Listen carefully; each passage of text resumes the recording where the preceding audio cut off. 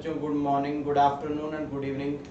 बेटा आज हम आपके साथ इन्वेस्टमेंट अकाउंट्स का नेक्स्ट पार्ट लेकर आ रहे हैं और आज की जो क्लास होने वाली है बेटा इन्वेस्टमेंट अकाउंट्स के ऊपर। इसके अंदर बेटा मैं आपको वेरिएबल इनकम बियरिंग इन्वेस्टमेंट के बारे में करवाऊंगा। यानी आपको याद है जब हमने इस चैप्टर को स्टार्ट किया था इनिशियली, तो मैंने आपको बताया था कि इन्वेस्टमेंट यहाँ पे दो तरीके से क्लासिफाई हो सकती है। पहला वो इन्वेस्टमेंट जो आपको फिक्स्ड रिटर्न कमा कर देती है, यानी जहां पर रेट ऑफ इंटरेस्ट पहले से फिक्स है और जहां पर डेट ऑफ इंटरेस्ट भी पहले से फिक्स है, उनको मैंने नाम दिया था फिक्स्ड इनकम बियरिंग इन्वेस्टमेंट। उन इन्वेस्टमेंट के ऊपर बेटा ऑलरेडी मैं आपको पूरा का पूरा कंसेप्ट क्लियर करवा चुका हूं। साथ ही साथ में बेटा जितनी भी प्रॉब्लम्स की जरूरत थी हमने वो प्रॉब्लम्स भी करवा दी। आज की क्लास का पार्ट होगा बेटा वेरिएबल इनकम बियरिंग इन्वेस्टमेंट। जो वेरिएबल इनकम बियरिंग इन्वेस्टमेंट्स होती हैं, इसका जो एग्जांपल मैंने बताया था वो हो सकता है आपका equity shares.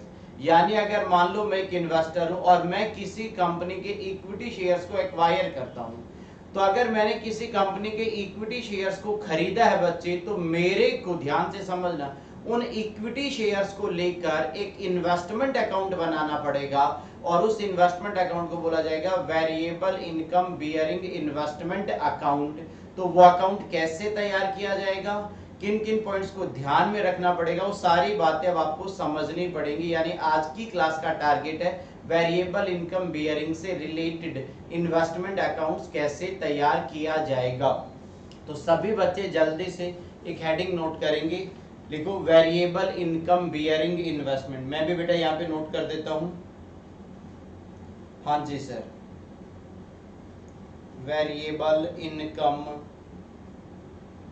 Bearing investment.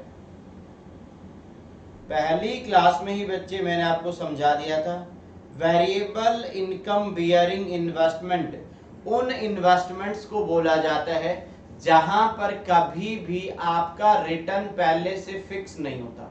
Variable income का मतलब है कि आपको कितनी इनकम मिलेगी, यानी कितना डिविडेंड मिलेगा या नहीं मिलेगा, किस डेट को मिलेगा, ये सारी बातें बेटा उस कंपनी के ऊपर डिपेंड करती हैं। बट फिक्स्ड वाले में ऐसा नहीं होता था। याद करो, वहां पर होता था ना 10% डिवेंचर्स, इसका मतलब 10% इंटरेस्ट मिलेगा और वहां डेट भी फिक्स होती थी कि 30 जून एंड 31 दिसंबर या 31 मार्च एंड 30 सितंबर। बट यहां पर ऐसा कुछ भी नहीं होगा। तो वेरिएबल इनकम बियरिंग इन्वेस्टमेंट पे इन्वेस्टमेंट अकाउंट कैसे तैयार करना है वो आप मेरे साथ देखेंगे। हाँ, इनका जो एग्जांपल्स है मैंने उस दिन भी बताया था, अभी भी बता सकता हूं। यहां पे बेटा आ जाता है इक्विटी शेयर्स। अगर आपने किसी कंपनी के इक्विटी शेयर्स को एक्वायर किया है तो उसे यहां पर कंसीडर किया जाएगा। अब सबसे पहले पॉइंट आता है बेटा, ध्यान से समझना, जैसे वहां पर फिक्स्ड इनकम बियरिंग का अकाउंट बना था, ऐसे ही यहाँ वेरिएबल इनकम बियरिंग के लिए इन्वेस्टमेंट अकाउंट तैयार करेंगे। उसका फॉर्मेट क्या होगा मेरे साथ साथ नोट करेंगे। चलो सभी बच्चे जल्दी से पहले फॉर्मेट को नोट कर लो। तो यहाँ पर इन्वेस्टमेंट अकाउंट कैसे बनेगा, उसका फॉर्मेट बेटा सभी बच्चे साथ साथ नोट करेंगे। मैं फिर से बता दूं बेटा, अभी मैंने इस फॉर्मेट का कोई पॉइंट समझाया नहीं है, सिर्फ आपको नोट करते रहना है। लास्ट में आकर बेटा मैं एक एक पॉइंट को आपको समझाऊंगा और उसके बाद आपको किसी भी पॉइंट के ऊपर कोई डाउट नहीं रहेगा। जैसा वहां बनता था वैसा ही यहां पर बनेगा इन्वेस्टमेंट अकाउंट। कुछ कॉलम्स के नाम बदल जाएंगे, बाकी फॉर्मेट में जहां पर वहां पर भी 10 कॉलम्स बनाए जाते थे बच्चे, यहां पर भी 10 कॉलम्स बनेंगे। पहला वहां पर होता था डेट, यहां पर भी होगा डेट। सेकंड वहां पर होता था पर्टिकुलर्स, यहां भी पर्टिकुलर्स। थर्ड वहां पर होता था फेस वैल्यू, यहां पर आप फेस वैल्यू भी कह सकते हो या कह सकते हो नंबर ऑफ शेयर्स, एनओएस होगा यहाँ पे, यानी नंबर ऑफ शेयर्स। वहां अगला कॉलम बनता था इंटरेस्ट को लेकर, यहां बनेगा डिविडेंड। क्योंकि बेटा वेरिएबल इनकम बियरिंग इन्वेस्टमेंट पे जो इनकम होती है वो आपको इंटरेस्ट नहीं कहते, उसे कहते हैं डिविडेंड। तो डिविडेंड बोलो या इनकम बोलो एक ही बात है। उसके बाद में बेटा कॉस्ट का कॉलम, यहां पर आपकी जितनी भी कॉस्ट है वो आ जाएगी। ये 5 कॉलम अगेन रिपीट हो जाएंगे आपके क्रेडिट साइड में। पहला डेट, देन पर्टिकुलर्स, उसके बाद में बेटा नंबर ऑफ शेयर्स या फेस वैल्यू जो मर्जी बोलो, उसके बाद में बेटा डिविडेंड यानी इनकम का कॉलम, और लास्ट बेटा आपकी कॉस्ट, कितने रुपए में आपने उसे एक्वायर किया या सेल किया, जो भी है वो यहाँ पर आ जाएगा। ये हमारा इन्वेस्टमेंट अकाउंट है। ओके सर, अब सबसे पहले बच्चे यहाँ पे नोट करना स्टार्ट करेंगे। ये आपकी बच्चों डेबिट साइड है और ये बच्चे आपकी क्रेडिट साइड है। सभी स्टूडेंट ध्यान से देखेंगे, इन अकाउंट है तो दो साइड होंगी, डेबिट और क्रेडिट। ठीक है सर, मान लिया। यहाँ पर आएगा बेटा डेट, यहाँ पर आएगा बच्चे पर्टिकुलर्स यानी डिटेल्स आ जाएंगी यहाँ पर।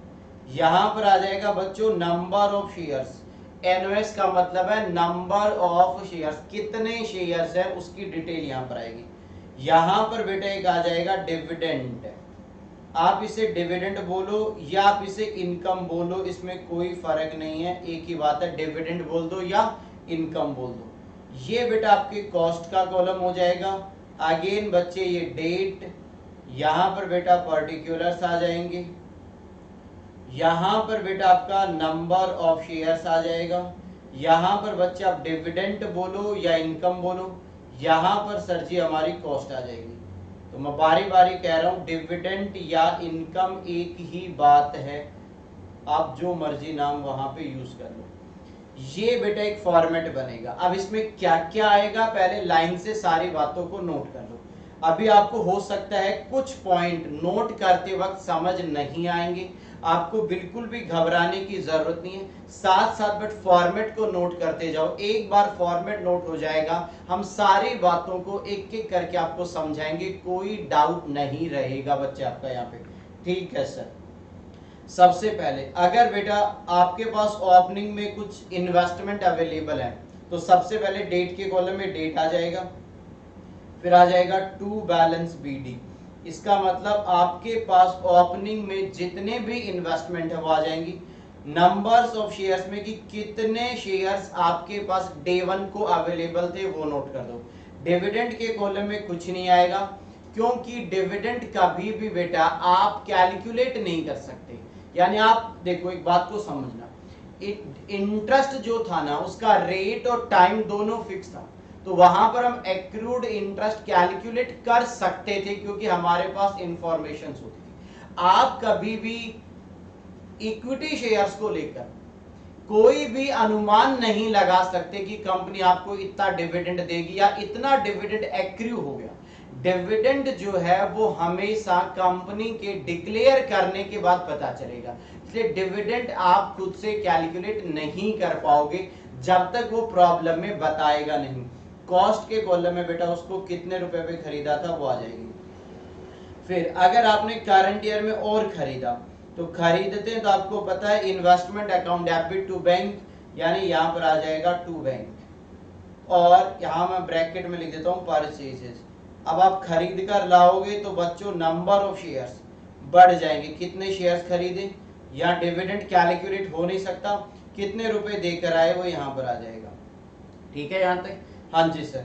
उसके बाद में बेटा आपको पता है, आपको मैंने एक चैप्टर करवाया था बोनस इश्यू के नाम से। बेटा कभी कभी कंपनी क्या करती है, अपने एग्जिस्टिंग मेंबर्स को फ्री में शेयर्स दे देती है। बोनस का मतलब होता है free of cost share distribute करना। अगर कंपनी ने अपने मेंबर्स को फ्री में शेयर्स दिए हैं तो बेटा उससे हमें वहां से नंबर्स आएंगे, बट हमारी जेब से पैसे नहीं जाएंगे क्योंकि वो फ्री में हमें मिला है, इसलिए कॉस्ट के कॉलम में जीरो आ जाएगा। तो किस दिन बोनस मिला वो आ जाएगा, यहाँ पर लिख दिया जाएगा टू बोनस। सर आपने कैश या बैंक क्यों नहीं लिखा? बेटा कैश या बैंक इसलिए नहीं लिखा क्योंकि बोनस के लिए हमारी जेब से पैसे जाते ही नहीं है। बोनस में आपको नंबर्स मिलेंगे तो यहाँ नंबर्स के कॉलम में जितने भी नंबर्स मिले वो आ जाएगा। डिविडेंड के कॉलम में कुछ नहीं आएगा, कॉस्ट के कॉलम में बेटा जीरो आएगा, क्योंकि बोनस ऑलवेज क्या होता है बच्चे, बोनस सर हमें फ्री में मिलता है, इसलिए जीरो आ गया। उसके बाद में बेटा यहां पर आ जाऊं, अब आ जाता है, अगर आपको ध्यान से समझना, अगर आपको इन्वेस्टमेंट को बेचना पड़ा, अगर आपने कोई इन्वेस्टमेंट बेच दी बेचोगी तो बाय बैंक आ जाएगा और ब्रैकेट में लिख देते हैं सेल। तो सेल करोगे तो आपके नंबर्स कम हो जाएंगे, कितनी इन्वेस्टमेंट बेची नंबर्स वो यहाँ पर आ जाएगा। इनकम कैलकुलेट नहीं हो सकती, कितने रुपए में सेल किया वो कॉस्ट के कॉलम में आ जाएगा। आपको ये बात पता ही है, बेचने से फायदा या नुकसान भी हो सकता है, आपको पता ही है फायदा या नुकसान P&L में ट्रांसफर हो जाता है। ये लो, अगर आपने उसे बेचा और नुकसान हो गया तो आ जाएगा by P&L loss, loss on sale. बेचने से अगर नुकसान हुआ तो यहाँ कुछ नहीं, यहाँ कुछ नहीं, कॉस्ट के कॉलम में जितना नुकसान हुआ वो आ जाएगा। अगर सर हमें फायदा हो गया तो बेटा P&L में ट्रांसफर हो जाएगा टू P&L और ब्रैकेट में लिख देंगे प्रॉफिट ऑन सेल। तो फायदा है, नुकसान है, जिस साइड में जहां जाना है वहां पे नोट कर देंगे, ये आ गया। उसके बाद में बेटा ध्यान से समझना, यहां पर एक इंपॉर्टेंट पॉइंट आता है क्या कि कंपनी जो है वो डिविडेंड देती है। अब अगर आपको डिविडेंड मिलेगा, ये इंपॉर्टेंट पॉइंट है बेटा, ध्यान देना। तो यहाँ जब भी डिविडेंड मिलेगा यहां पर आएंगे पैसे बाय बैंक, ये लो, इसके ब्रैकेट में मैंने लिख दिया डिविडेंड। अब डिविडेंड को लेकर दो बातें सुननी है, या तो वो डिविडेंड होगा प्री एक्विजिशन डिविडेंड, या तो होगा वो पोस्ट एक्विजिशन। अब प्री एक्विजिशन क्या है उसके बारे में भी समझाएंगे, पोस्ट एक्विजिशन डिविडेंड क्या है उसके बारे में भी समझाएंगे। बट अभी आप नोट कर लो, तो डिविडेंड के नीचे आप दो पॉइंट बनाओगे, एक कहलाएगा प्री एक्विजिशन डिविडेंड। जो प्री एक्विजिशन होगा वो आपका हमेशा हमेशा कॉस्ट के कॉलम में आएगा। अगर आपको जो डिविडेंड मिला है वो in nature pre acquisition dividend है तो उस अमाउंट का आप कॉस्ट के कॉलम में लेकर जाओगे। अगर आपको जो डिविडेंड मिला है बच्चों वो है पोस्ट एक्विजिशन डिविडेंड, तो उसे आप हमेशा हमेशा इनकम के कॉलम में लेकर जाओगे। तो आपको दो बातें समझनी है यहाँ पर, क्या आपके डिविडेंड का नेचर क्या है वो आपको यहाँ पर देखना पड़ेगा।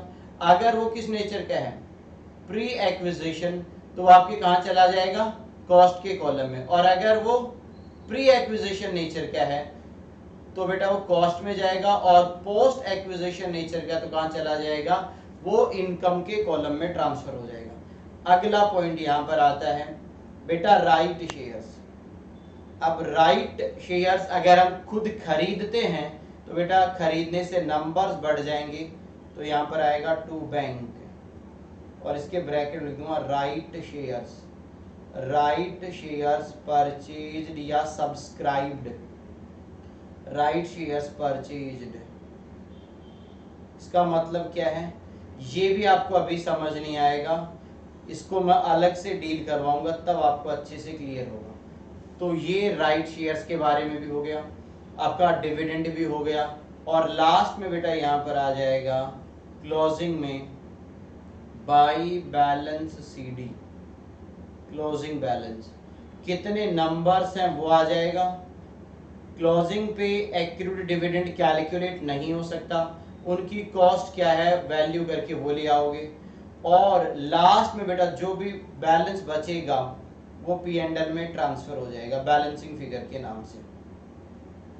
तो अब लास्ट में हम ट्रांसफर कर देंगे to profit and loss account balancing figure. और बैलेंसिंग फिगर एक तो डिविडेंड के कॉलम में हो सकती है और एक कॉस्ट वाले कॉलम में वो आ जाएगा। और इसी के साथ बच्चों ये आपका इन्वेस्टमेंट अकाउंट का फॉर्मेट बन के तैयार है। ये लो, कौन से वाले, वेरिएबल इनकम बियरिंग। इस तरीके से बेटा आपको वेरिएबल इनकम बियरिंग का एक अकाउंट तैयार करना है। ये कैसे कैसे काम करेगा एक एक पॉइंट को समझोगे तब आपको बातें समझ आएंगी। अब जल्दी से सभी स्टूडेंट एक बार इसे नोट कर लो, कोई भी डाउट होगा वो अभी क्लियर कर दिया जाएगा जैसे ही मैं बेटा एक एक पॉइंट को समझाऊंगा। आप टेंशन मत लो, मैं अलग से क्लियर करूंगा एक एक पॉइंट को, बोनस को अलग से समझाऊंगा, राइट को अलग से समझाऊंगा, डिविडेंड को अलग से समझाऊंगा, एडजस्टमेंट बनाकर आपको आराम से एक एक पॉइंट का मीनिंग क्लियर करवाऊंगा। बट उससे पहले हम चाहते हैं एक बार इस पूरे फॉर्मेट को रजिस्टर में नोट डाउन कर लो। हाँ जी सर हमने कर लिया। चलो अब आप मेरी बातों को ध्यान से सुनना। बेटा एक बात बताना, बहुत सिंपल सी बात आपके साथ डिस्कस करना चाहता हूं। बोलो सर। बेटा एक इन्वेस्टर जो होता है वो दो तरीके की इन्वेस्टमेंट को खरीद सकता है। पहला, वो ऐसी इन्वेस्टमेंट को एक्वायर करे जहां से आने वाला इनकम यानी रिटर्न जो है वो पहले से फिक्स्ड है, या उस और साथ ही साथ उसकी डेट भी फिक्स है। जैसे मैंने आपको पहले की जो क्लासेज हैं जहां पर मैंने फिक्स्ड इनकम बियरिंग के बारे में समझाया था, बेटा वहां पर ऐसे होता था 12% डिवेंचर, 10% गवर्नमेंट बॉन्ड, 8% भारत सरकार बॉन्ड। तो ये सारी जो प्रॉब्लम्स थी ना, वहां पर जो हम इन्वेस्टमेंट एक्वायर करते थे वहां पर इन्वेस्टमेंट के साथ उसका रेट पहले से गिवन होता था। उसका मतलब ये होता था कि आपको जो रिटर्न मिलेगा वो इतने परसेंट मिलेगा और ड्यू डेट भी पता होती थी। बट मैं आपको फिर से बता रहा हूं, अगर मान लो एक इन्वेस्टर किसी कंपनी के इक्विटी शेयर्स एक्वायर करता है, एग्जांपल के तौर पे जैसे मैंने किसी कंपनी के बच्चों इक्विटी शेयर्स खरीदे, तो मैं अपने यहाँ पे जो इन्वेस्टमेंट अकाउंट बनाऊंगा वो फिक्स्ड इनकम बियरिंग इन्वेस्टमेंट के लिए नहीं बनेगा, वो बनेगा बेटा variable income bearing investment account. और वो कैसे तैयार होगा वो आज की क्लास में इस फॉर्मेट से हमें समझ आएगा। तो एक बात और सुनो, अगर मान लो राम नाम का एक इन्वेस्टर है, उसने बेटा गवर्नमेंट के बॉन्ड खरीद रखे हैं 10% और किसी कंपनी के इक्विटी शेयर्स खरीद रखे हैं, तो बेटा उसे दो इन्वेस्टमेंट अकाउंट बनाने पड़ेंगे। बॉन्ड्स को लेकर जो अकाउंट बनेगा वो आपको मैं ऑलरेडी बता चुका हूं। हाँ, इक्विटी को लेकर अकाउंट कैसे बनेगा वो आज डिस्कस करेंगे। तो सबसे जरूरी बात तो एक समझो बेटा, देखो जो फिक्स्ड इनकम बियरिंग था वहां पर आप इंटरेस्ट कैलकुलेट कर सकते थे किसी भी पर्टिकुलर डेट को, क्योंकि आपको रेट पहले से पता है और ड्यू डेट भी पता है, तो वहां पर उसका एक्रूड इंटरेस्ट कैलकुलेट करना पॉसिबल था। बट मैं फिर से कह दूं बेटा, इक्विटी शेयर्स पे ना हमेशा हमें जो मिलता है उसे हम डिविडेंड कहते हैं, और डिविडेंड का रेट फिक्स नहीं होता और डिविडेंड किस दिन मिलेगा ये भी फिक्स नहीं होता। इसलिए आप कभी भी इन्वेस्टमेंट खरीदोगे या बेचोगे तो आप ये नहीं कह सकते कि इतने रुपए हमें डिविडेंड का मिला है या इतने रुपए हमने डिविडेंड का पे कर दिया, क्योंकि एक्रूड डिविडेंड कैलकुलेट करना पॉसिबल ही नहीं है। तो आप सबसे पहले वहां पर भी ऐसे 10 कॉलम बने थे, यहां पर भी 10 कॉलम। अब मैं एक एक कॉलम को आपको क्लियर करवाता हूं। बेटा एक बात बताओ, अगर हमारे पास पहले से इन्वेस्टमेंट रखी हुई है, क्या बोला मैंने, अगर हमारे पास पहले से इन्वेस्टमेंट है तो आपको पता है इन्वेस्टमेंट हमारी एसेट होती है, एसेट का ऑलवेज डेबिट बैलेंस होता है। तो क्या करेंगे, लाइन से एक एक पॉइंट को क्लियर करूंगा। तो अगर आपके पास पहले से इन्वेस्टमेंट है तो यहाँ पर क्या आएगा, किस डेट को है वो डेट आ जाएगी। जैसे 1 अप्रैल के दिन है तो 1 अप्रैल आ जाएगा टू बैलेंस बीडी। आपके पास कितने नंबर्स है वो यहाँ पर आ जाएंगे। अगर आपके पास 500 इक्विटी है तो नंबर ऑफ शेयर के कॉलम में 500 आ जाएगा। डिविडेंड बेटा उस पर कैलकुलेट किया नहीं जा सकता, अभी बताया, रेट फिक्स नहीं होता और डेट फिक्स नहीं होता, इसलिए हमेशा इस कॉलम में कुछ नहीं लेना यहाँ पे। और आपने उन इन्वेस्टमेंट को पास्ट में कभी खरीदा होगा तो किस प्राइस पे खरीदा था या कितने रुपए पे करके आए थे, वो बच्चों कॉस्ट के कॉलम में यहां पर आ जाएगा। क्लियर है? तो पहला पॉइंट आपको समझ आ गया होगा, या मैं ऐसे भी कह सकता हूं, ये फिक्स इनकम बियरिंग में भी आता था डेट का कॉलम, पर्टिकुलर्स का भी आता था, वहां यहां पर नंबर्स है, वहां फेस वैल्यू होता था बस। यहां डिविडेंड है, वहां पर वर्ड यूज किया जाता था इंटरेस्ट, और ये कॉस्ट का सेम है। यानी ये कह सकता हूं यहां पर हमने इंटरेस्ट के कॉलम को डिविडेंड से रिप्लेस कर दिया गया है। हाँ जी सर, तो ये बेटा पहला पॉइंट क्लियर है, इसको मैं कट कर देता हूं, जो जो समझाते जाएंगे हम उसको क्रॉस करते चले जाएंगे।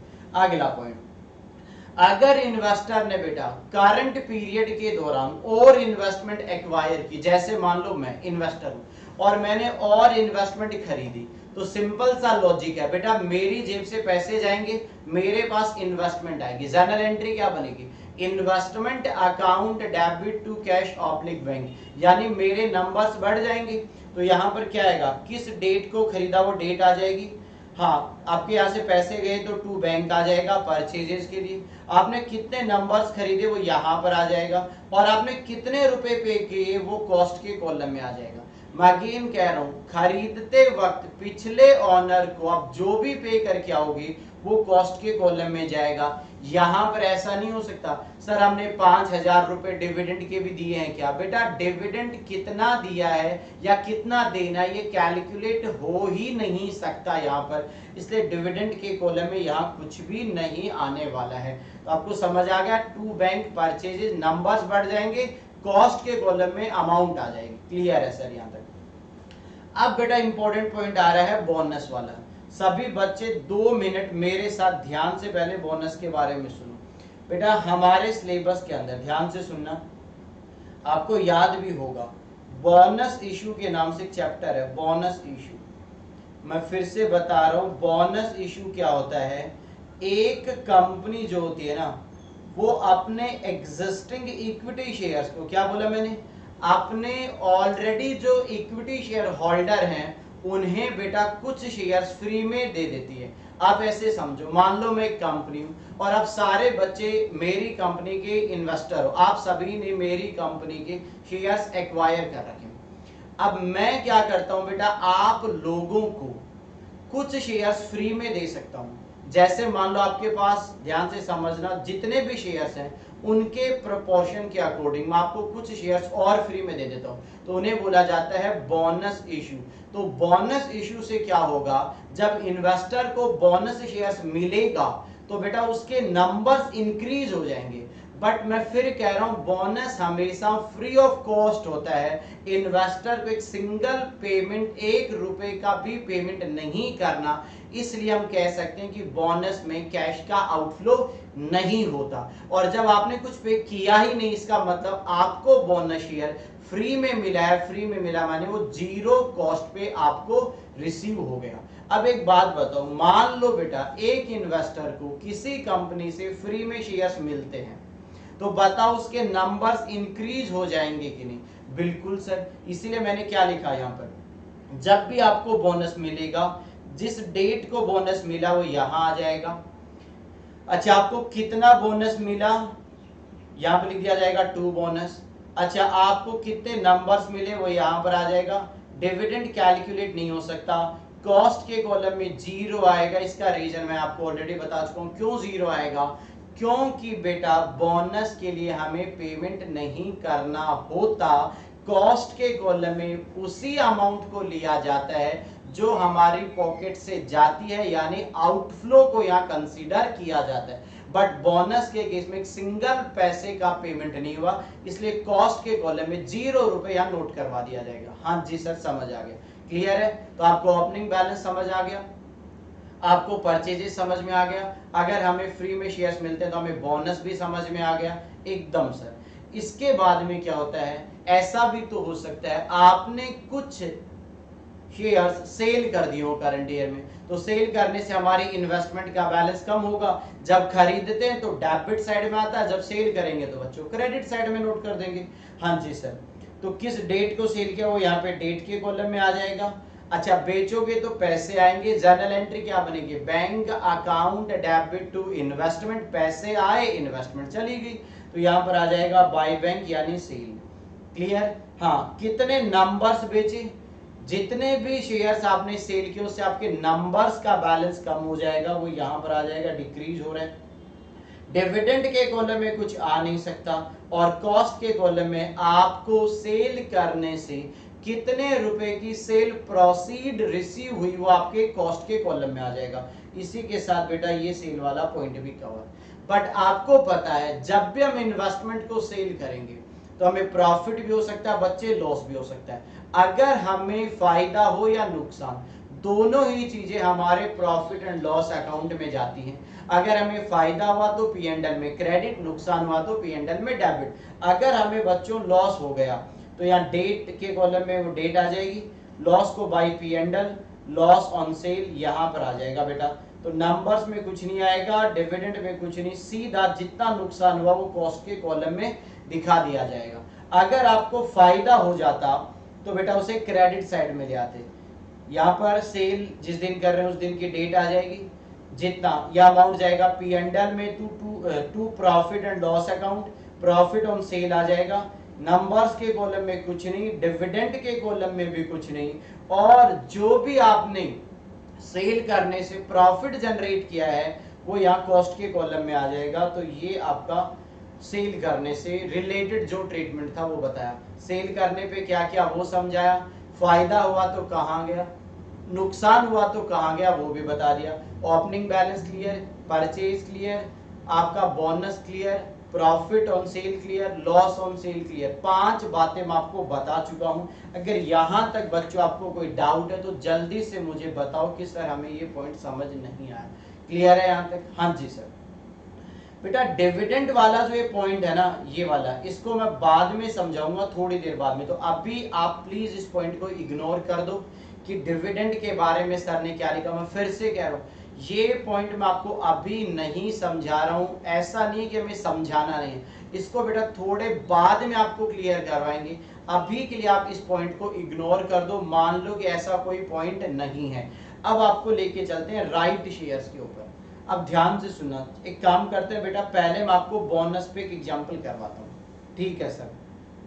तो बेटा बोनस शेयर्स के ऊपर एक छोटा सा एग्जांपल डील कर लेते हैं।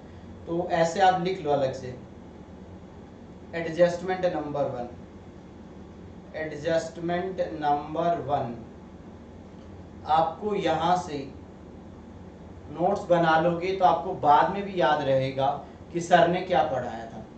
तो बेटा बोनस इशू को लेकर, बोनस शेयर्स को लेकर मैं आपको एक पॉइंट डील करवा रहा हूं, एडजस्टमेंट नंबर 1। जब भी आपको बोनस शेयर्स मिलेंगे तो उसका कहां कहां इंपैक्ट आएगा और क्या क्या आएगा वो बता रहा हूं। तो बोनस शेयर्स में आपको दो चीजें देखनी है।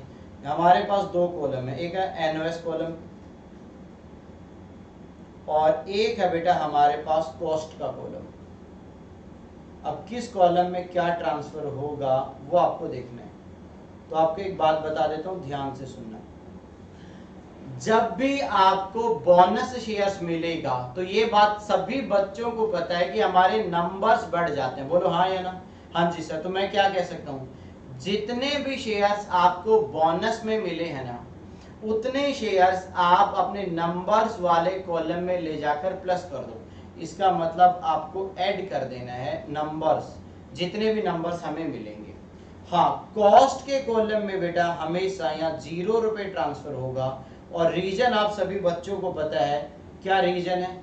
यहां पर रीजन है फ्री ऑफ कॉस्ट, क्योंकि बोनस हमें फ्री में मिलता है। इसलिए बेटा बोनस के केस में कॉस्ट के कॉलम में एक भी रुपया ट्रांसफर नहीं होगा, वर्ड यूज किया जाएगा फ्री ऑफ कॉस्ट। तो क्या समझ में आया?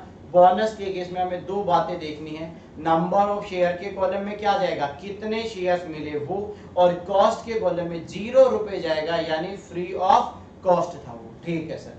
अब यहां पर बेटा आपको इसी पॉइंट पे एक एग्जांपल करवा देते हैं। तो आपको समझना चाहिए कि एग्जांपल है क्या हमारा। सबसे पहले आप ऐसे समझ लो, नंबर ऑफ शेयर्स, कोई इन्वेस्टर है बच्चे, उसके पास पहले से मान लो 5000 शेयर्स हैं। एक बार मान लो कि कोई इन्वेस्टर है, उसके पास पहले से किसी कंपनी के 5000 शेयर्स हैं। ठीक है सर। दूसरा यहां पर आता है बोनस का रेशियो, और उस कंपनी ने बेटा 1:5 के अकॉर्डिंग बोनस दिया। दोबारा समझो, मान लो आप एक इन्वेस्टर हो, आपका नाम राम है। बेटा राम के पास पहले से किसी कंपनी के 5000 नंबर्स हैं, और जिस कंपनी के राम के पास शेयर्स हैं उस कंपनी ने बोनस देने का डिसाइड किया, और वो भी बच्चे 1:5 के रेशियो में। इसका मतलब एक शेयर मिलेगा अगर आपके पास पहले से 5 शेयर्स हैं। तो इसका ट्रीटमेंट देखो बेटा क्या होने वाला है। तो हम ये कह सकते हैं, यहां पर जो बात निकल कर आएगी, क्या, बोनस शेयर्स रिसीव्ड। तो हमें बोनस शेयर्स कितने मिलेंगे पहले तो आप वो देख लो। बेटा हमारे को 5000 शेयर्स पे अगर एक मिलता है 5 पे, तो 5000 पे हमें 1000 शेयर्स मिलेंगे। अब आपको फिर से एक बात बता देता हूं, बेटा बोनस शेयर्स के लिए ये तो हो गए नंबर्स, यानी इतने तो हमें नंबर्स मिले हैं। बात आती है कि कॉस्ट कितने रुपए गया, आपने पेमेंट कितने रुपए का किया। तो कॉस्ट बेटा हमारा 0 रुपए का होगा, क्योंकि हमने कुछ पेमेंट नहीं किया। अब मैं आपको इन्वेस्टमेंट अकाउंट के अंदर इसका ट्रीटमेंट बताऊं ना, तो बेटा कैसे होगा देखना। मैं डेबिट साइड को ही बता देता हूं आपको डायरेक्ट। ये काम करता हूं बेटा, मैं सीधा सीधा इस एग्जांपल का आंसर आपको यहां दिखाता हूं। तो बेटा पता है क्या आएगा, डेबिट साइड में आएगा 2 बोनस, और आपके नंबर्स वाले कॉलम में क्या आएगा देख लो। आपके नंबर्स वाले कॉलम में यहां पर आ जाएगा 1000 शेयर्स, डिविडेंड में कुछ नहीं आएगा, और कॉस्ट के यहां पर 0 रुपए आ जाएगा। यानी नंबर्स में 1000 आएगा और कॉस्ट के कॉलम में 0 रुपए आएगा। या वैसे भी कह सकते हो कि हमें इसका ट्रीटमेंट क्या करना है, तो दो बातें निकल कर आई। हमारे नंबर ऑफ शेयर्स के कॉलम में बेटा हमें 1000 नंबर प्लस कर देने हैं, और बच्चों हमारे कॉस्ट वाले कॉलम के अंदर अभी मैंने आपको बताया 0 रुपए पे किया तो 0 रुपए आ जाएगा। मैंने आपको अभी यही तो समझाया था बोनस के केस में क्या होता है। कॉस्ट के कॉलम में वो नंबर्स प्लस हो जाएंगे, सॉरी नंबर्स के कॉलम में वो नंबर प्लस हो जाएंगे जो बोनस में मिले हैं, और कॉस्ट के कॉलम में 0 रुपए ट्रांसफर होगा। और आप इसका प्रैक्टिकल देखना चाहते हो तो इन्वेस्टमेंट अकाउंट में आ जाएगा डेबिट साइड में 2 बोनस, कितने नंबर्स मिले वो बेटा यहां पर आ जाएंगे। हाँ कॉस्ट हमेशा 0 है तो यहाँ पे 0 नोट कर दिया जाएगा। तो ये बेटा एक एडजस्टमेंट नंबर 1 मैंने बोनस पे आपको समझाई। आप चाहो तो इसे नोट भी कर सकते हो, और अगर आपने नोट कर लिया तो हम आगे बढ़ते हैं। उम्मीद करता हूं बोनस का पॉइंट समझ में आ गया होगा। तो आपको क्या याद रखना, पेपर में जब भी वो बोनस के बारे में बोले बेटा आपको एक ही बात पे ध्यान रखना है, क्या कि बोनस देने का मतलब है हमारे पास नंबर्स आए तो हमारे नंबर्स इंक्रीज करवा देंगे, कॉस्ट के कॉलम में 0 रुपए रिफ्लेक्ट करवा देंगे, बात खत्म। हाँ जी सर, ये तो सर समझ आ गया। अब मैं आपको राइट शेयर्स के बारे में समझाऊंगा बेटा जल्दी से। आप अगर यहां तक समझ आ गया तो ठीक है, कोई डाउट है तो बोलो, अदरवाइज बेटा इस पॉइंट पर आ जाओ राइट वाले पे। हाँ जी बेटा, बोनस के बाद हम राइट वाले पॉइंट पे चलते हैं। तो आपको समझना ये पहले राइट का मीनिंग क्या होता है बेटा। जब हमने, आपको याद है, बोनस इश्यू ऑफ शेयर्स के नाम से एक चैप्टर किया था, उसी दौरान हमने राइट इश्यू ऑफ शेयर्स पे भी बेटा एक चैप्टर डील किया था। आपको याद होगा मैंने वहां पर पढ़ाया था कि कंपनीज क्या करती हैं, अपने एग्जिस्टिंग शेयर होल्डर को सस्ते रेट पे शेयर्स खरीदने का राइट देती है। मतलब आप ऐसे समझो, अगर आप किसी कंपनी के इक्विटी शेयर होल्डर हो और वो कंपनी और कैपिटल रेज करना चाहती है, यानी वो कंपनी मार्केट में जाकर और पैसे रेज करना चाहती है अपने शेयर्स इश्यू करके, तो कंपनी क्या करती है, पहले अपने एग्जिस्टिंग शेयर होल्डर को एक राइट देती है, यानी एक अधिकार देती है कि अगर आप चाहो तो पहले आप शेयर्स खरीद सकते हो, आपको जो शेयर खरीदने का अधिकार मिलेगा वो डिस्काउंट पे मिलेगा। ऐसे समझो अगर मार्केट प्राइस है 100 रुपए, एक एग्जांपल के तौर पे, तो एग्जिस्टिंग शेयर होल्डर को कंपनी 90 रुपए में खरीदने का अधिकार देती है। राइट है बेटा, ऑब्लिगेशन नहीं है। अगर एग्जिस्टिंग शेयर होल्डर चाहे तो उसे एक्वायर करे और ना चाहे तो ना एक्वायर करे। तो बेटा राइट शेयर्स के केस में क्या अकाउंटिंग ट्रीटमेंट होगा वो मैं आपको समझाने वाला हूं। मैं फिर से कह दूं, बोनस और राइट में फर्क है। बोनस आपको फ्री में मिलता, आपको एक सिंगल रुपए का पेमेंट नहीं करना, बट राइट बच्चे फ्री में नहीं है। राइट के लिए आपको कुछ पेमेंट करना पड़ेगा। हाँ, वो जो पेमेंट करेंगे उसका क्या ट्रीटमेंट किया जाएगा वो सारी बातें अब मैं आपको समझाने वाला हूं। तो बेटा मैंने आपको क्या कहा, राइट का मतलब हमारा अधिकार है, हम चाहें तो उसे खरीदें और ना चाहें तो ना खरीदें। मतलब राइट बेटा कम शेयर होल्डर के पास एक अधिकार है, अगर उसे पसंद आएगा वो अधिकार तो उसे अवेल करेगा, अदरवाइज लैप्स हो जाने देगा। लैप्स हो जाने देगा मतलब वो उसके शेयर्स खरीदने में इंटरेस्टेड नहीं है। तो अब आप जल्दी से एक एडजस्टमेंट लिखेंगे, एडजस्टमेंट नंबर 2, और इस एडजस्टमेंट का नाम दे दो बच्चे राइट शेयर्स। ये बहुत इंपॉर्टेंट पॉइंट है, ध्यान से समझना, राइट शेयर्स। अब राइट शेयर्स को कैसे डील किया जाएगा वो मैं आपको एक एक करके समझा देता हूं। राइट शेयर्स के बारे में, राइट शेयर्स का अकाउंटिंग ट्रीटमेंट। सबसे पहले अगर राइट आपने खरीद लिए, इफ परचेज्ड, अगर आपने राइट खरीदे तो क्या होगा, दो ऑप्शन है बेटा, इफ सोल्ड, यानी आपको जो राइट मिला है उसके दो काम हो सकते हैं। या तो आपने अपने राइट को अवेल कर लिया, अवेल कर लिया का मतलब आपने उसको खरीद लिया, या आपने उस राइट को किसी और को ट्रांसफर कर दिया। अभी समझाएंगे बेटा, तो पहले मैं नोट करवा देता हूं। अगर आप खरीदते हो तो क्या होगा, खरीदने का मतलब है यहाँ पे सब्सक्राइब्ड। अगर आपने खुद ने सब्सक्राइब किया है तो क्या करोगे, तो इसके दो पॉइंट हो सकते हैं। पहला, नंबर ऑफ शेयर्स के कॉलम में कुछ होगा, और दूसरा कॉस्ट के कॉलम में कुछ होगा।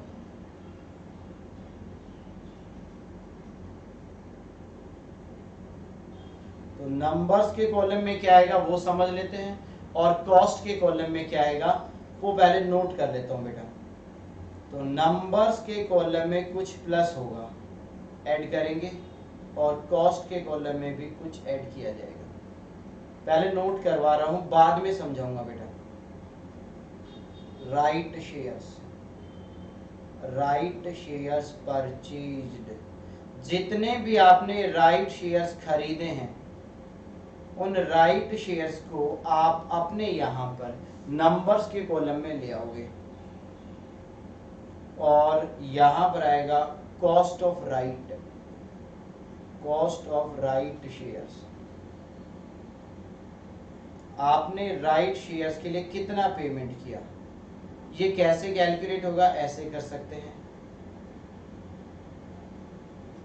Number of right shares purchased, कितने राइट शेयर्स खरीदे हैं उसको मल्टीप्लाई करेंगे राइट प्राइस के साथ, तो आ जाएगा। अभी समझा देंगे बेटा, आप टेंशन मत लो, 2 मिनट रुको। ये होगा बेटा। अब आप नहीं, अब 2 मिनट सोल्ड वाले पार्ट को इग्नोर कर दो प्लीज। आप सिर्फ ये समझो, अगर राइट जो मिला था हमने खुद नहीं खरीद लिया। हाँ जी सर, मैं एक बार सिर्फ थोड़ा सा इसे समझाने की कोशिश करूंगा, उसके बाद इस पे एक एग्जांपल बनाएंगे। अभी जो एग्जांपल बना रहा हूं उसे नोट नहीं करना, मैं दोबारा एक और एग्जांपल दूंगा, उसे नोट करेंगे। अब ऐसे समझो, प्लीज ध्यान देना। आपके पास किसी कंपनी के 1000 शेयर्स हैं, 1000 शेयर्स। कितने शेयर्स हैं बच्चों, 1000 शेयर्स। आप किसी कंपनी के ऑलरेडी 1000 शेयर्स रखते हो, और कंपनी ने राइट अनाउंस किया, राइट अनाउंस किया, और राइट का रेशियो डिसाइड हुआ 1:1। इसका मतलब एक शेयर मिलेगा अगर आपके पास पहले से एक शेयर होगा तो, यानी 1:1 का रेशियो चलने वाला है। ठीक है सर, आगे बताओ।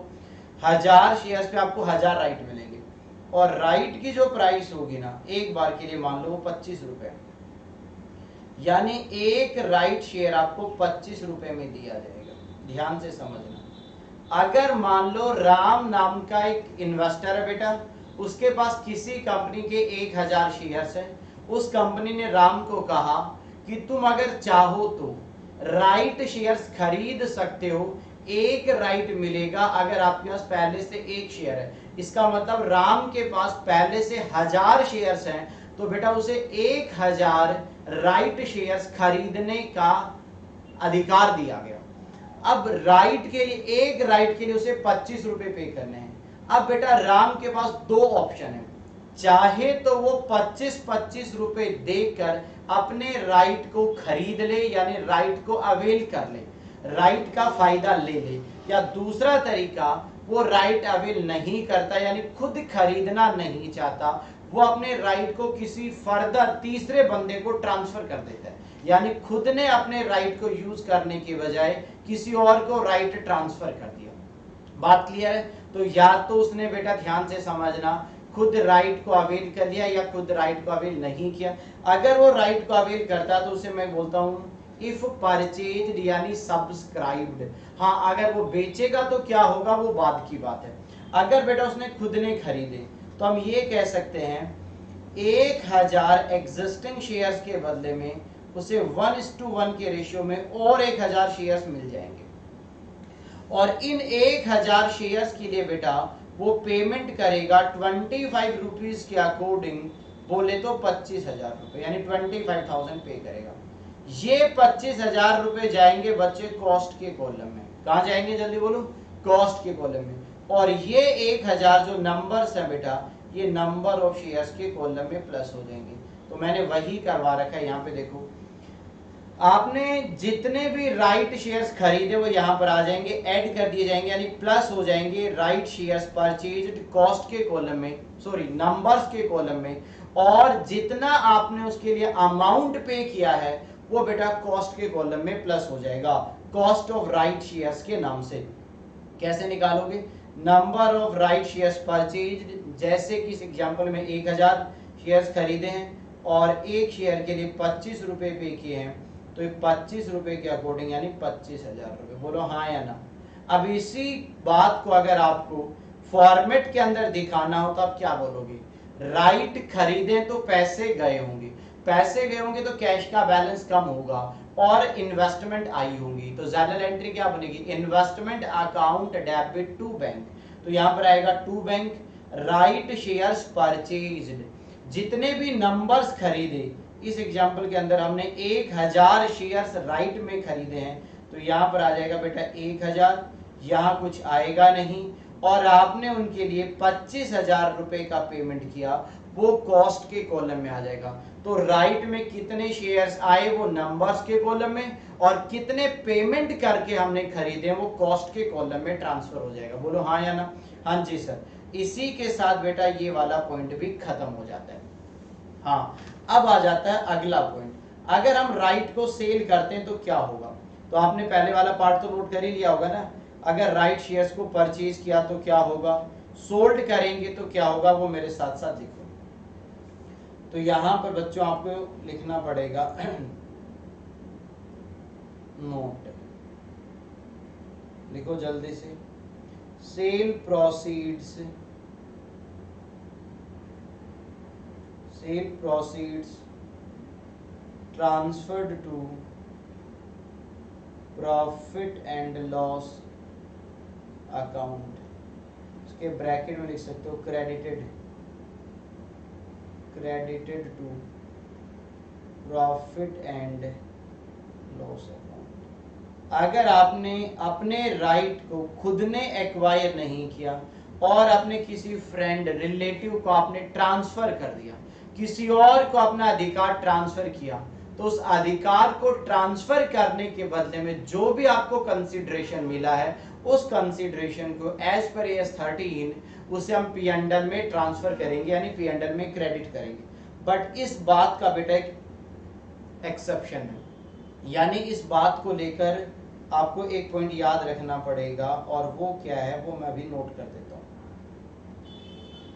यानी वैसे तो आपको क्या ध्यान रखना है, राइट अगर हमने किसी को सेल किया है तो राइट को सेल करने से जो भी कंसीडरेशन आया, जिसे मैं यहाँ वर्ड बोल रहा हूँ सेल प्रोसीड्स, उसे फुल अमाउंट को पी एंडल में ट्रांसफर करना है, यानी पी एंडल में क्रेडिट कर देना है। बट इस बात को लेकर बेटा एक अलग पॉइंट है, यानी एक्सेप्शन भी दिया हुआ है, वो भी आपको ध्यान रखना पड़ेगा। If investment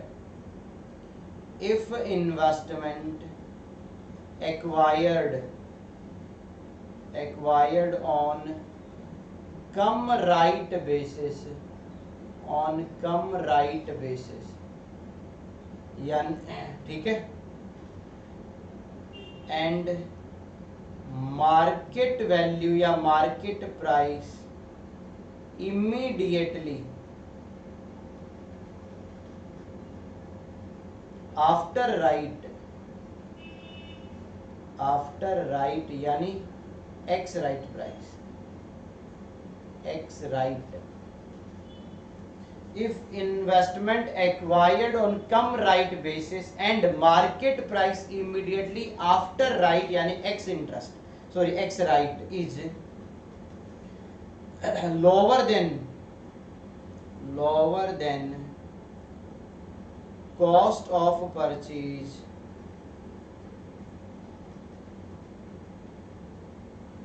then sale proceeds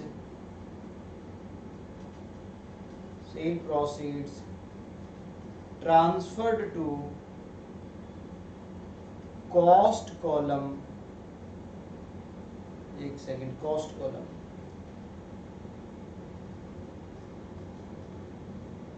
cost column to reduce the carrying amount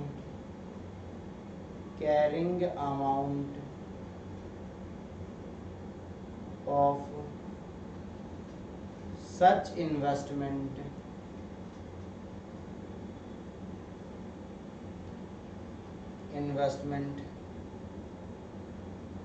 up to the market value।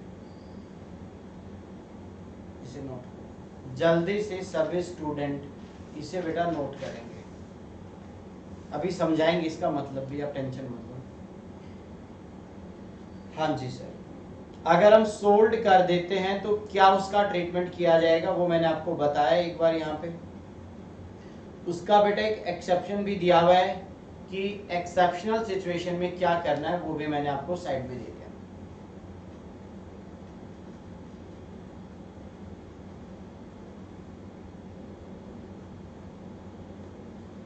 हाँ जी सर, ये तो आपको सर, ये तो सर हमें क्लियर हो गया है। अगर हम सेल करते हैं तो हमें क्या करना पड़ेगा। चलो अब आपको एक छोटा सा एग्जांपल करवाते हैं। पहले बेटा एक्सेप्शन क्या कहती है इसको मैं अभी थोड़ी देर बाद में क्लियर करूंगा, उससे पहले मैं राइट पे आपको एक दो एग्जांपल नोट करवाता हूँ। आपने नोट कर लिया होगा ना पूरा, एक बार देख सकते हो। ये हमारा पूरा राइट का ट्रीटमेंट हो गया। अगर हम खरीदेंगे तो क्या करना है, अगर हमने राइट को सेल कर दिया तो क्या करना है, ये सारी बातें मैंने एक डायग्राम के अंदर नोट डाउन कर दी। हाँ जी सर, अब आ जाओ बेटा, एक एग्जांपल नोट करते हैं हम जल्दी से, करो ध्यान से नोट करना। तो यहां पर आएगा Ram limited acquired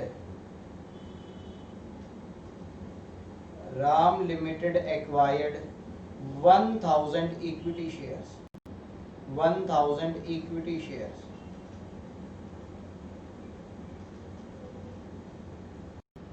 of XYZ Limited on come right basis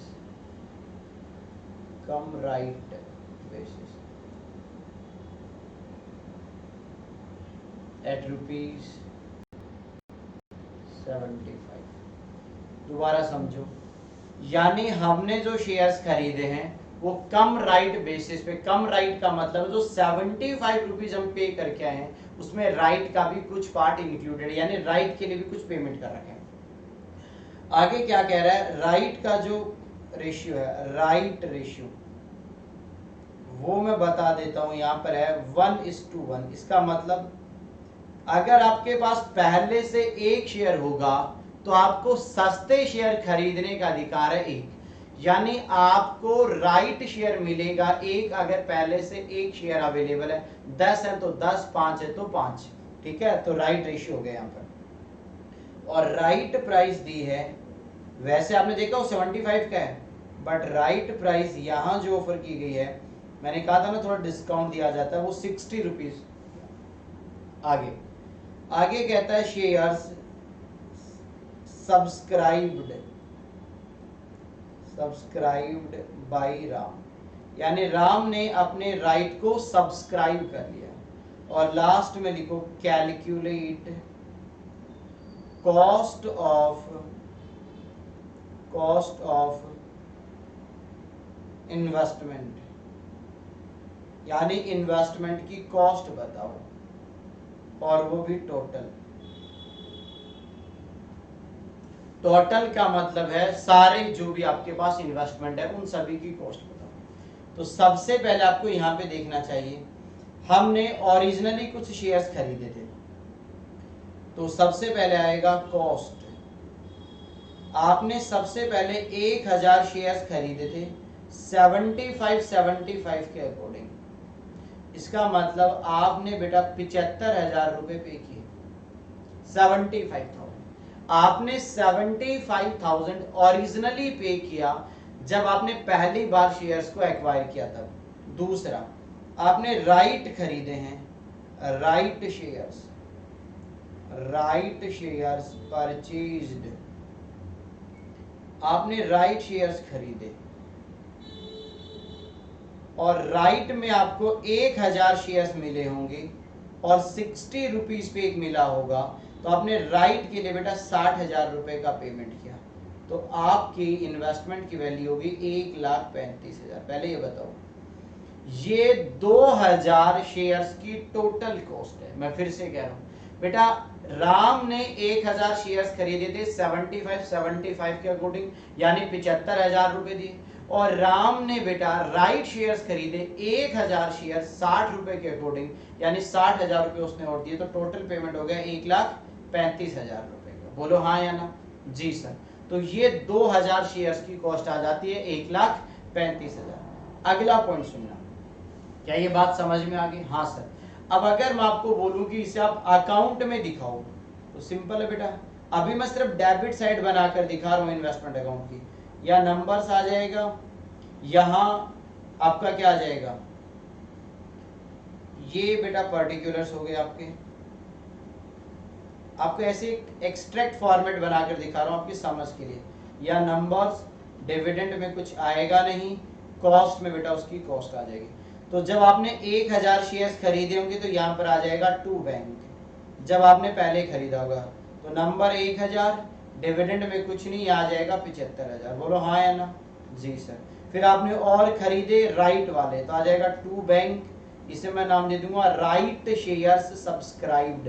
right जो खरीदे वो भी 1000 है और पेमेंट बेटा 60 के अकॉर्डिंग किया तो 60,000 रुपए। तो ये आपका उस अकाउंट में कैसे रिफ्लेक्ट होगा वो बता दिया। तो बताओ बेटा यहाँ तक समझ आया कि नहीं आया? एक छोटा सा एग्जांपल करवाया मैंने राइट को लेकर, अब जल्दी से इसे देखो, कोई डाउट है तो हमें बताओ, अदरवाइज इसे नोट कर लो। जल्दी देखो बेटा यहाँ तक, सभी स्टूडेंट इसे नोट करो, कोई कंफ्यूजन है तो बेटा बताओ जल्दी से।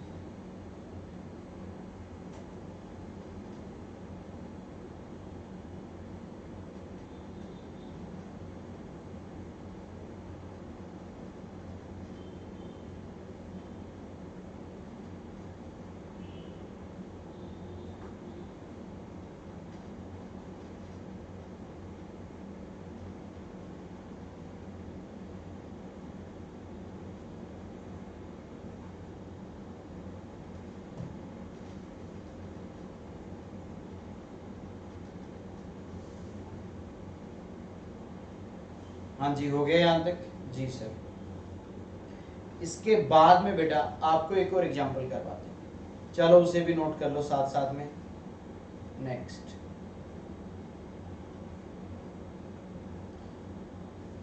सबसे पहले आपको लिखना है number of shares acquired, number of shares acquired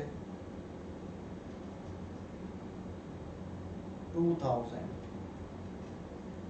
at the rate 75 come right basis.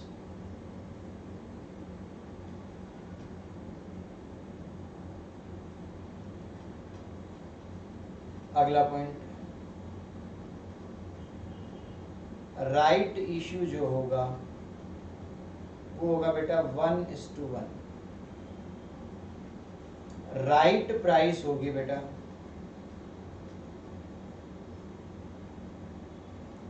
60। और अगला पॉइंट लिखना है sold, sorry right sold for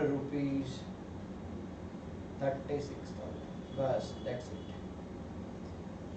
तो सेम वैसे ही प्रॉब्लम है, बट इस बार आपको क्या समझना है, इस बार बेटा राइट शेयर्स को हमने एक्वायर नहीं किया, हमने राइट शेयर्स को किसी दूसरे आदमी को ट्रांसफर कर दिया। यानी हमने अपने अधिकार किसी और को दे दिए, और जिसको भी बेटा हमने ये अधिकार दिए हैं उससे हमने 36,000 रुपीज ले लिए। यानी राइट को बेचकर हमने 36,000 रुपए उससे ले लिए। सवाल ये खड़ा होता है, ध्यान से समझना, इस 36,000 का क्या करना है, ये समझना जरूरी है। आपने खुद ने राइट को सब्सक्राइब नहीं किया बच्चे, तो बेटा राइट शेयर्स पे दो पॉसिबिलिटी थी, ऑप्शंस थे, या तो सब्सक्राइब्ड या तो सोल्ड। तो पहले वाला जो एग्जांपल था वो था परचेज की प्रॉब्लम पे। अभी जो बात हो रही है वो सोल्ड वाले पार्ट की बात हो रही है। और आप आराम से इस लाइन को पढ़कर देखो क्या लिखा हुआ है, sale proceed transferred to the P&L, that means credited to the profit and loss account. यानी उस सेल प्राइस को P&L में ट्रांसफर कर देंगे बेटा। अब कैसे ट्रांसफर होगा वो यहां से देखोगे आप मेरे साथ साथ जल्दी से। तो मैं आपको एक बात समझाना चाहता हूं, वो ये है कि सबसे पहले आप मुझे ये बताओ जल्दी से, राइट को बेचकर आपको कितने रुपए, 36,000। तो हम क्या लिखेंगे, राइट सोल्ड हो गया यहां पर। तो बेटा अगर आपने राइट सेल किया है तो सेल प्रोसीड जो होगी, sale proceeds transferred to P&L account, profit and loss account, ₹36,000, 36,000।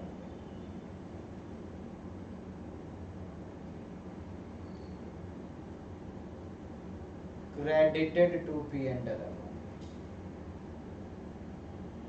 P&L account में क्रेडिट हो जाएगी, credited to the P&L account.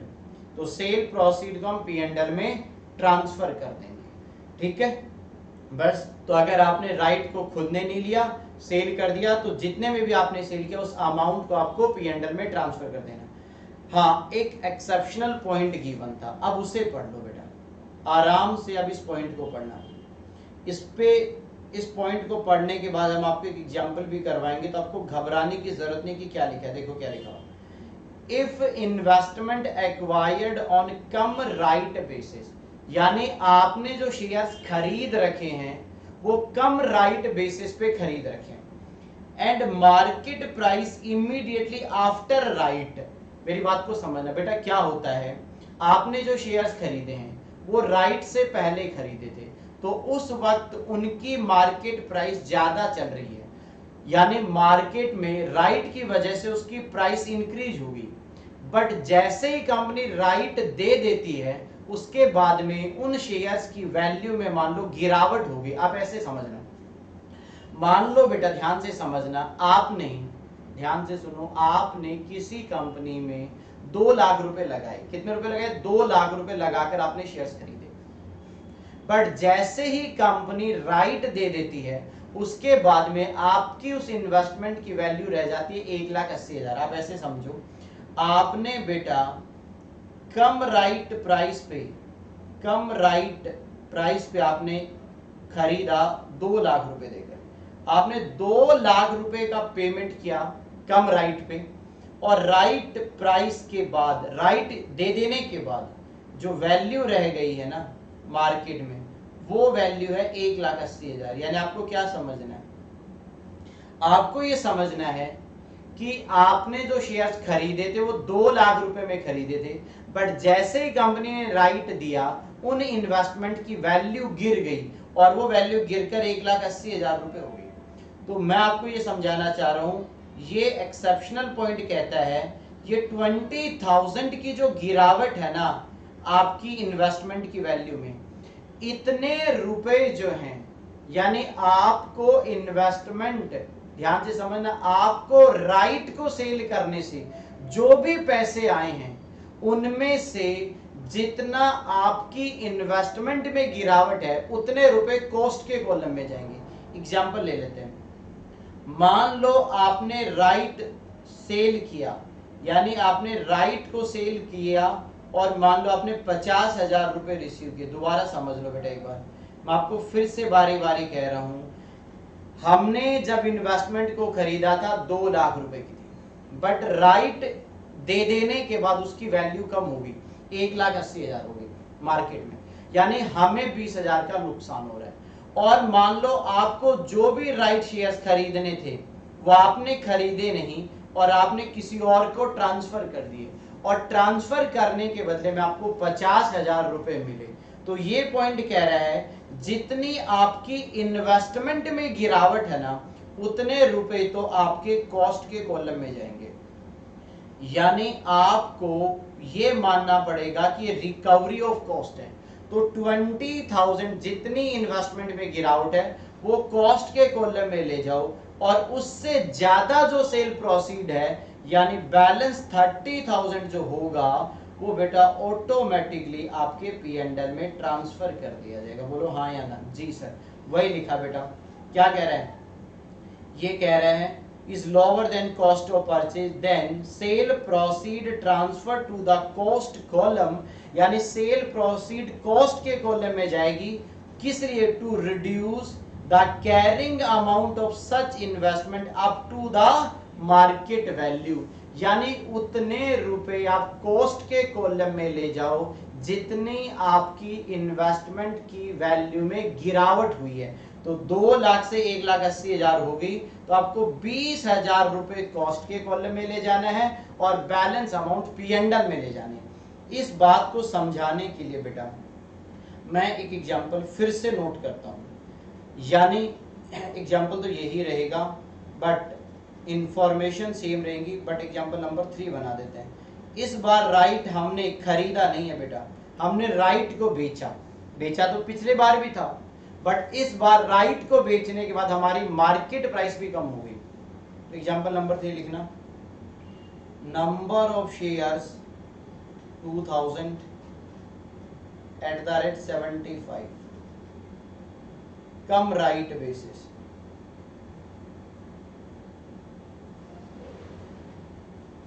दूसरा राइट इश्यू जो होगा 1:1 का होगा, एक के बदले में at the rate ₹60 right price. आगे सोल्ड राइट फॉर ₹36,000, आपने राइट को 36,000 में सेल कर दिया। और आगे market price after right, right they देने के बाद मार्केट प्राइस जो है वो 70 रुपीज हो गया।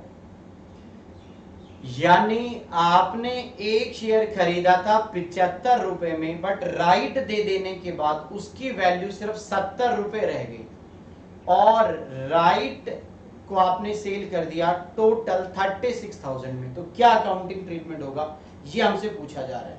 बहुत सिंपल सा पॉइंट है बेटा, ध्यान देना। तो हम क्या कहेंगे, मार्केट वैल्यू में कितना गिरावट आया, यानी हमारी मार्केट वैल्यू कितनी कम हो गई इन्वेस्टमेंट की। पहले हमारी मार्केट प्राइस बिफोर राइट क्या थी, बिफोर राइट से पहले क्या था, हमारे 2000 शेयर्स एक 75 में खरीदा था, तो बेटा राइट से पहले वो 1.5 लाख रुपए का था, 1,50,000 हमारी वैल्यू थी। बट आफ्टर राइट क्या हुआ, आफ्टर राइट वैल्यू कम हो जाएगी। कैसे बेटा, अब एक शेयर 70 रुपए का बचा, तो 2000 शेयर की अब मार्केट प्राइस रहेगी 1,40,000। तो बताओ मार्केट प्राइस कितनी कम हो गई, 10,000। तो दोबारा समझो बेटा, हमने जब इन्वेस्टमेंट को खरीदा था तो 1.5 लाख रुपए दिए थे, और जैसे राइट दिया कंपनी ने उसकी वैल्यू 1,40,000 रह गई। तो बताओ मार्केट प्राइस में कितनी गिरावट आ गई, 10,000। तो अगर आपकी मार्केट प्राइस कम हो जाती है देन आप राइट को क्या करोगे, तब आपको क्या करना है वो आपको मेरे साथ समझना है। यानी अब आपको एक पॉइंट समझना पड़ेगा बेटा यहाँ पे, क्या सर? तो हम क्या बोलेंगे, ये जो सेल प्रोसीड्स आई है ना, इस सेल प्रोसीड का क्या करना वो आपको यहां से देखना है। हमने 36,000 रुपए ये वाला राइट को बेचने से जो आए हैं, इसके दो ट्रीटमेंट होंगे। पहला ट्रीटमेंट देखो जल्दी से, जितनी वैल्यू में गिरावट आई है ना 10,000, ये 10,000 रुपए तो ट्रांसफर हो जाएंगे कॉस्ट के कॉलम में। इन 10,000 को तो ले जाओ कॉस्ट कॉलम, क्रेडिट साइड में,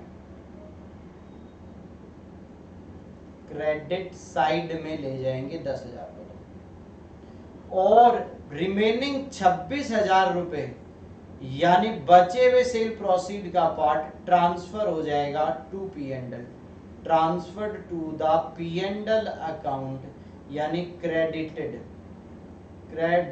to profit and loss account. बताओ समझ आया कि नहीं आया? तो क्या समझ में आया?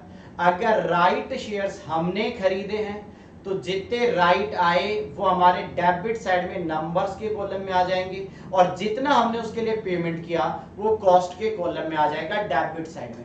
अगर राइट को हमने सब्सक्राइब नहीं किया, किसी और को सेल किया और मार्केट प्राइस में गिरावट नहीं आई, तो सेल प्रोसीड जो भी है राइट को बेचने से, उस पूरी अमाउंट को बेटा P&L के क्रेडिट साइड में ले जाएंगे। बट अगर राइट को बेचने के बाद हमारी मार्केट प्राइस कम हो गई, तो जितनी आपकी मार्केट प्राइस में गिरावट आई उतने रुपए तक सेल प्रोसीड का पार्ट, उतने रुपए तक सेल प्रोसीड कॉस्ट के कॉलम में जाएगी, और उससे ज्यादा जो सेल प्रोसीड का पार्ट है उसे बेटा P&L में ट्रांसफर कर दोगे। तो ये राइट का अकाउंटिंग ट्रीटमेंट था। बोनस का बताया, राइट का बताया। मैं अगेन कह रहा हूं, डिविडेंड वाले पॉइंट को अभी नहीं समझाया, उसको एक बार रहने दो, पहले यहां तक का क्लियर कर लो। हाँ जी सर ये समझ आ गया। तो ये देखो बेटा, इस अकाउंट पे आ जाते हैं हम दोबारा से यहां पर, ये रहा बच्चे। तो समझ आ गया, डिविडेंड वाले पॉइंट को इग्नोर कर दो और लास्ट में इस अकाउंट को पैकअप करो। पैकअप करने का मतलब क्लोज करना। यहाँ पर बाय बैलेंस CD कितने नंबर्स आपके पास अभी भी रखे वो आ जाएगा। डिविडेंड के कॉलम में कुछ आ नहीं सकता, और उनकी कॉस्ट क्या है वो यहाँ पर कैलकुलेट होकर नोट करवा दी जाएगी। क्लियर है? तो ये बेटा आपका इन्वेस्टमेंट अकाउंट था वेरिएबल इनकम बियरिंग का। इसमें मैंने डिविडेंड के पॉइंट को नहीं समझा। अब मैं आपको एक प्रॉब्लम डील करवाऊंगा जिसमें डिविडेंड का पॉइंट ही नहीं होगा, यानी डिविडेंड को छोड़कर हमने इस अकाउंट के पूरे फॉर्मेट को समझ लिया। डिविडेंड को बेटा हम अलग से डील करेंगे। एक बार मैं एक ऐसी प्रॉब्लम करवाता हूं जिसमें डिविडेंड का पॉइंट ही नहीं होगा, और उसको करने के बाद हम डिविडेंड के पॉइंट को समझेंगे। फिर एक और प्रॉब्लम करेंगे जिसके अंदर डिविडेंड वाला पॉइंट भी कवर करवाऊंगा। क्लियर है यहाँ तक? तो एक बार जल्दी से इस फॉर्मेट पे नजर डालो और सारे पॉइंट्स को एक एक करके समझो। मैं फिर से कह रहा हूं, रटने वाला कंसेप्ट नहीं है, समझने वाला कंसेप्ट है। बोनस की कॉस्ट क्यों जीरो होती है वो बताया, राइट खरीदने से क्या होगा, राइट खरीदोगे नहीं तो क्या होगा, सारी बातें हमने डील कर ली यहाँ पर। और अब बेटा हम एक प्रॉब्लम पे चलेंगे, उसके बाद हम आपको डिविडेंड के बारे में समझाएंगे, तब जाकर हमारे पूरा इन्वेस्टमेंट का एक कंसेप्ट क्लियर हो जाएगा। अब जल्दी से आप देखो, कोई डाउट है तो बेटा बताना। हाँ जी बेटा, तो वेरिएबल इनकम बियरिंग का इन्वेस्टमेंट अकाउंट हमने समझ लिया। अब आपको हम एक प्रॉब्लम करवाते हैं। तो आप बच्चों को जो बेटा हमने क्लास बुक प्रोवाइड करवा रखी है, उस बुक के ऊपर आएंगे जल्दी से, और वहां से आप प्रॉब्लम नंबर 3 हमारे साथ देखेंगे। तो अभी बेटा जो प्रॉब्लम्स करवा रहा हूं उसमें डिविडेंड का पॉइंट नहीं, आपको बिल्कुल घबराने की जरूरत नहीं है। डिविडेंड को छोड़कर बाकी पॉइंट्स को हम एक बार क्लियर कर लेते हैं कैसे प्रॉब्लम्स को करना है। प्रॉब्लम नंबर 3 पे आएंगे सब स्टूडेंट जल्दी से। इसके बाद आपको स्टेडिमेट की भी प्रॉब्लम डील करवाएंगे, बट पहले प्रॉब्लम नंबर 3 पे आ जाओ। ध्यान से पढ़ो क्या कह रहे हैं। 1 अप्रैल 2002 कृष्णा मूर्ति परचेज्ड 1000 इक्विटी शेयर्स, यानी बेटा इन्होंने 1000 इक्विटी शेयर्स खरीदे हैं 100 रुपी 100 each in Telco limited at the rate 120 each, यानी 100 रुपए का एक इक्विटी 120 रुपए में खरीदा गया है। From A broker who charge 2% brokerage आपको मालूम होगा जब हम इन्वेस्टमेंट को खरीदते हैं ब्रोकर से तो ब्रोकरेज पे करनी पड़ती है। ब्रोकरेज बच्चों हमारी कॉस्ट का पार्ट बनेगा, यानी कॉस्ट में ऐड करेंगे। ही इनकर्ड, इसके अलावा क्या कहते हैं, ही इनकर्ड इनकर्ड 50 पैसा पर ₹100 as cost of share transfer stamp, यानी 100 रुपए पे 50 पैसे स्टैंप ड्यूटी देनी है, तो यहां से आपको स्टैंप ड्यूटी कैलकुलेट करनी पड़ेगी। आगे कह रहा है 31 जनवरी 2003 bonus were declared in the ratio of 1:2। Company ने बोनस अनाउंस किया 1:2 के रेशियो में, यानी 1 शेयर मिलेगा अगर आपके पास पहले से 2 शेयर्स अवेलेबल है। Before and after record date of bonus, यानी बोनस देने से पहले और बोनस देने के बाद द शेयर वर कोटेड ₹175 पर शेयर एंड ₹90। ये बाई चांस लिखा हुआ बेटा पैसा, इसे कट कर दो। यानी क्या कह रहा है, बोनस देने से पहले कंपनी का एक शेयर मार्केट में 175 रुपए का था और जैसे ही बोनस दिया उसकी मार्केट प्राइस गिरकर सिर्फ 90 रुपीज रह जाती है।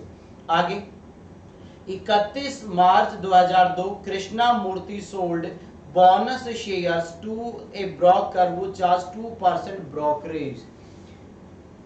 कह रहा है कि हमें जो बोनस शेयर्स मिले थे ना, उनको हमने 31 मार्च को सेल कर दिया 2% की ब्रोकरेज पे करके।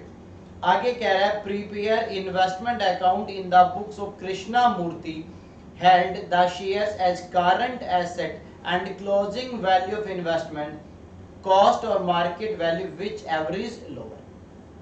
ये हमारी एक प्रॉब्लम है, कैसे आंसर तैयार होगा यहां से देखेंगे। प्रॉब्लम नंबर 3 के लिए बेटा मैं आपको एक बात बोलता हूं, सबसे पहले इस प्रॉब्लम के लिए हम एक डायग्राम बना लेते हैं जहां पर जिस जिस डेट को जो जो ट्रांजैक्शन हुआ वो नोट कर लेंगे। सबसे पहले हमारा ईयर क्या रहेगा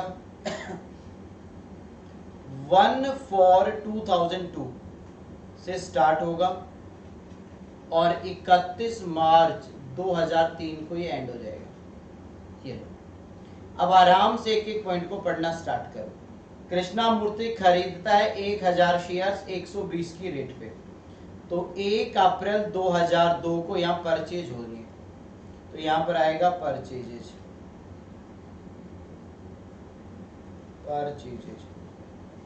यहाँ पर आएगा नंबर ऑफ शेयर्स, उन्होंने कितने शेयर्स एक्वायर किए बेटा 1000 शेयर्स खरीदे और प्राइस क्या है, एक शेयर के लिए 120 रुपए पे किए हैं, प्लस 2% ब्रोकरेज देनी है, प्लस ड्यूटी पे करनी है।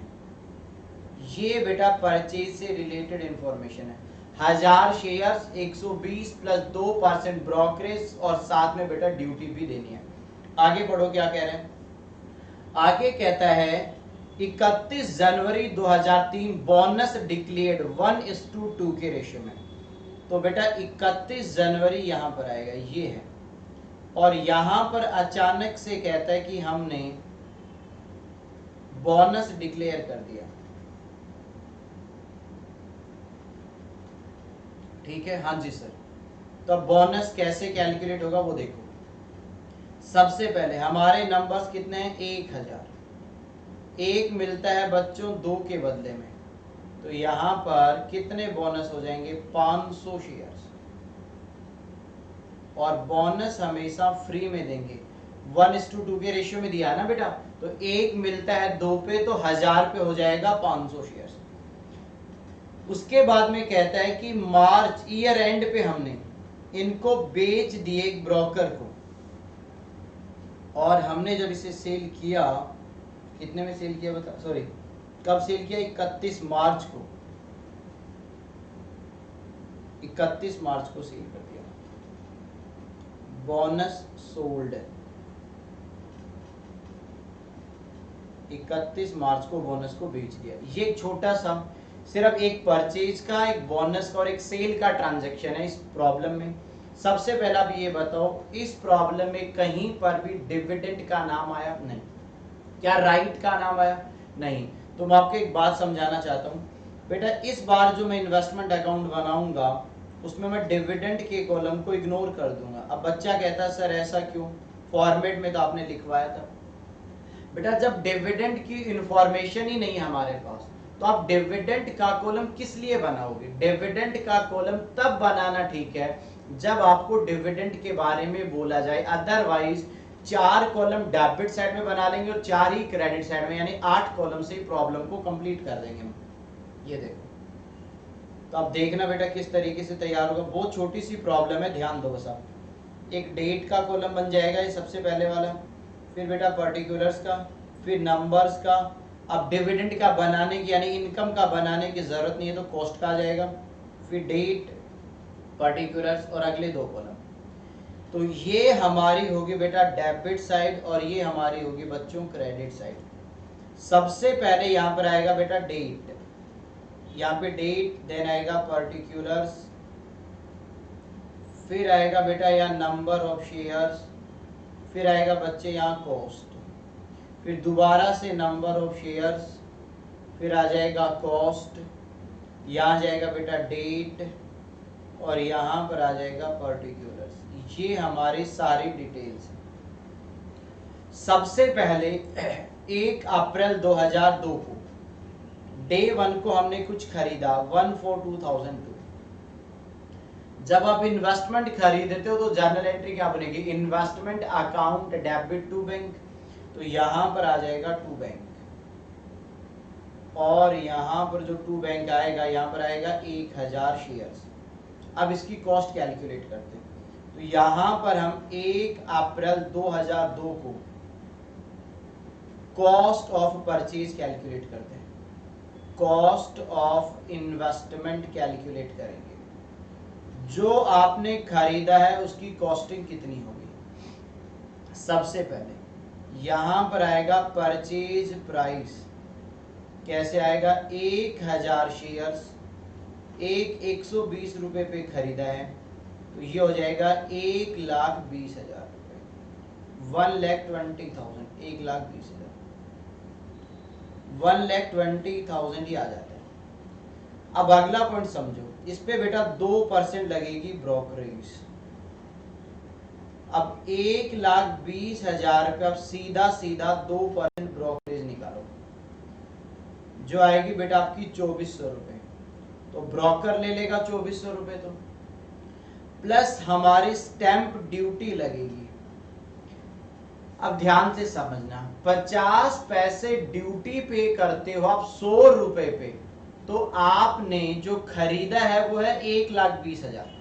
तो आप 1,20,000 पे कितनी ड्यूटी पे करोगे वो कैलकुलेट कर लो। तो हम क्या बोलेंगे?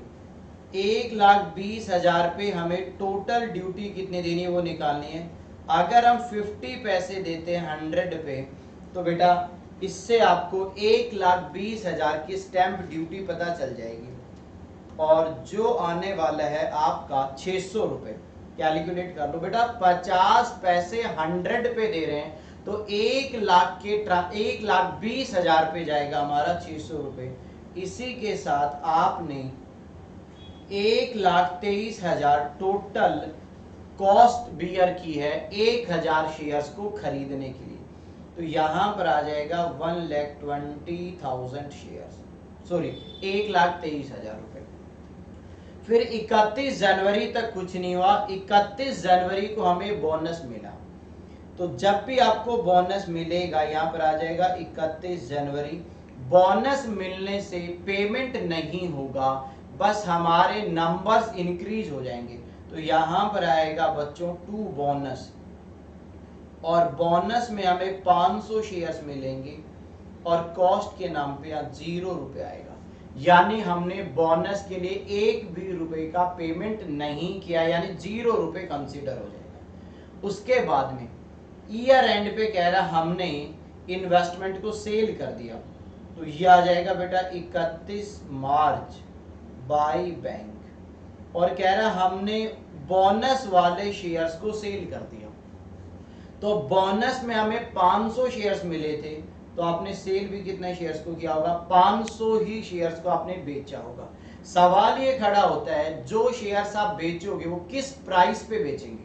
तो बेटा यहां पर इस प्रॉब्लम में ना आपको सेल प्राइस नहीं बताया, तो आपको एक बात बता दूं, उस पर्टिकुलर डेट को जो भी मार्केट प्राइस होगी उसी पे हम इन्वेस्टमेंट को सेल करेंगे।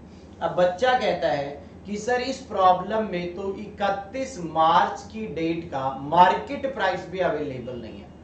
बिल्कुल सही कह रहे हो, बट एक बात बताओ, यहां पर उन्होंने एक हिंट दिया था कि बोनस देने के बाद शेयर्स कितने का था, सॉरी देने से पहले 175 और देने के बाद 90 रुपीज का है। तो जब हमारे पास ईयर एंड की डेट का एग्जैक्ट वैल्यू नहीं पता तो हम ये मान लेंगे कि ये शेयर 90 रुपीज पे ही चल रहा होगा, क्योंकि बोनस देने के बाद की एक प्राइस हमें पता है 90 रुपीज पे शेयर आ गया था। तो हम ये मानकर चलेंगे कि एट प्रेजेंट में ईयर एंड पे जब हम सेल कर रहे हैं तब भी ये 90 रुपीज पे ही होगा यहाँ पे। ठीक है सर।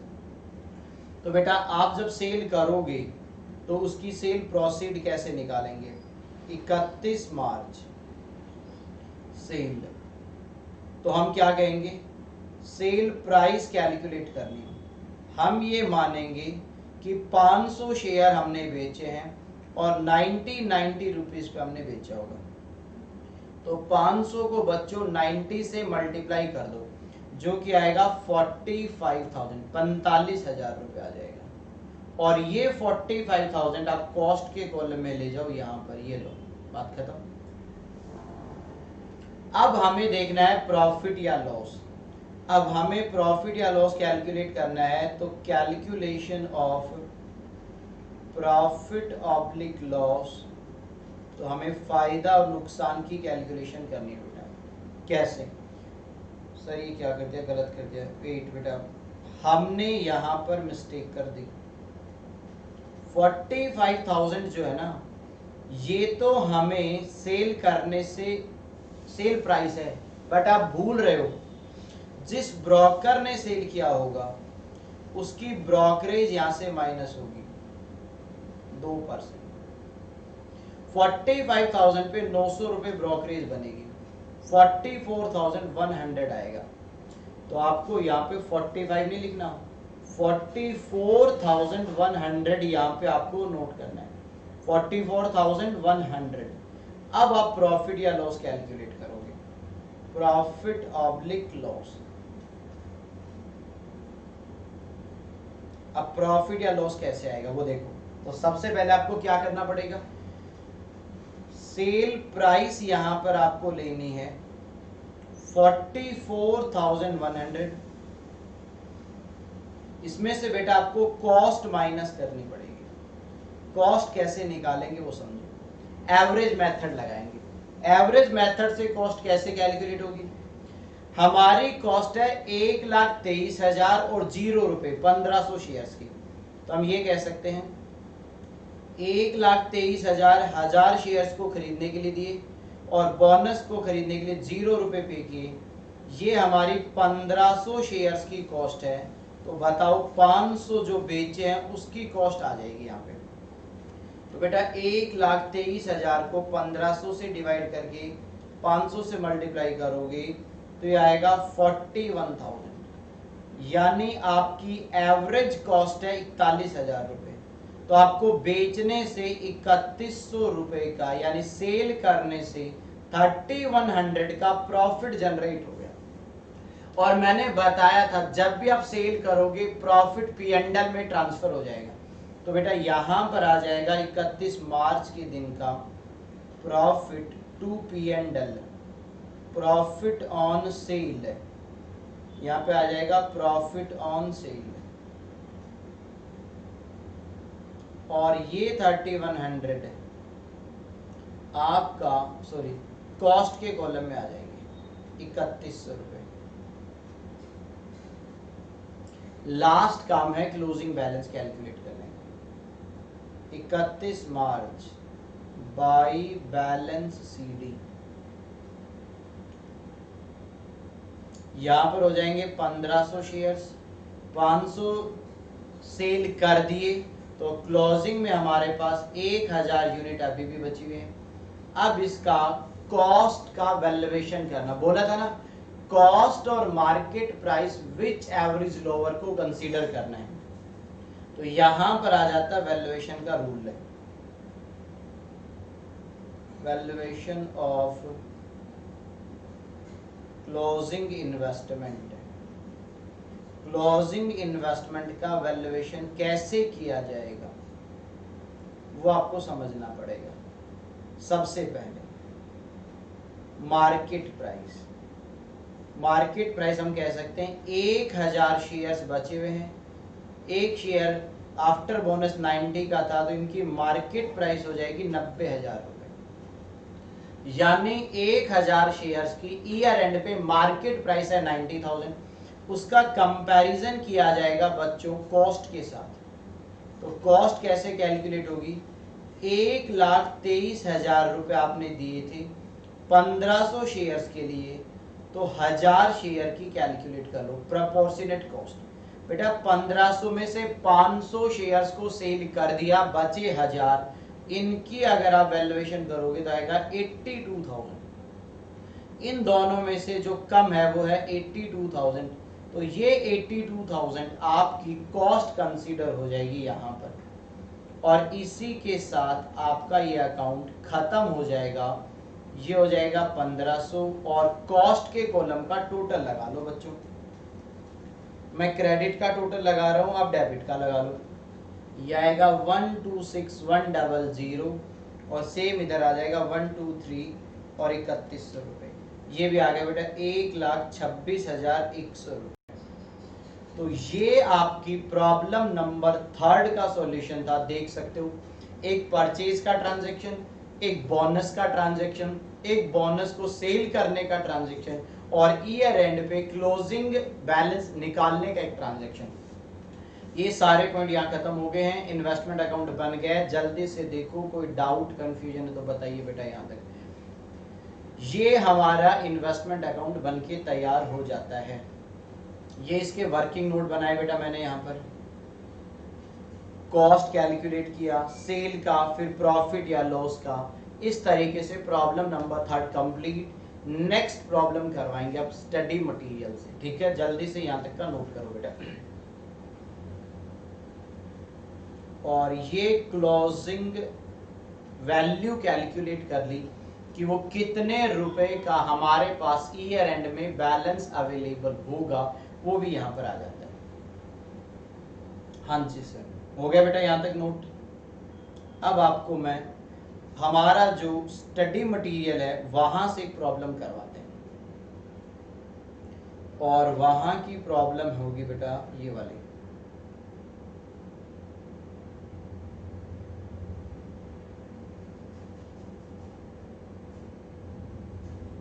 ये तो वैसे तुम कर भी सकते हो बेटा, सिंपल है। यहां से देख लो एक बार, इलस्ट्रेशन नंबर 3 स्टडी मटेरियल के अंदर है बेटे। X purchased 500 equity shares 100 each, omega limited 62,500। उसने 500 शेयर्स खरीदे 62,000 पे। इसमें ब्रोकरेज और स्टैम्प ड्यूटी इंक्लूडेड है 62,500 पे। सेम ईयर बाद में the company resolve to capitalize it profit and issue to the holder of equity share 1 equity bonus share for every share held by them. यानी बाद में उस कंपनी ने एक शेयर बोनस में दिया एक के बदले में। यानी अगर हमारे पास एक शेयर है तो हमें एक शेयर बोनस में दिया जा रहा है। प्रायर टू कैपिटलाइजेशन, यानी बोनस देने से पहले the shares of the company were quoted 175, after capitalization the share were quoted 92.50। वैसी प्रॉब्लम जो अभी थी वहां पर 175 से 90 हो गया। X limited sold the bonus share and receive 90 पर शेयर। उसने अपने सारे शेयर्स बोनस वाले बेच दिए और 90 रुपीज मिले। कह रहा बुक तैयार करो। ये बेटा बहुत सिंपल है, हम चाहेंगे इस प्रॉब्लम को आप एक बार खुद से कर लेना। अभी जो करवाया उसी की कॉपी है बच्चे, ये सेम टू सेम। तो ये तो मैं नहीं करवा रहा आपको।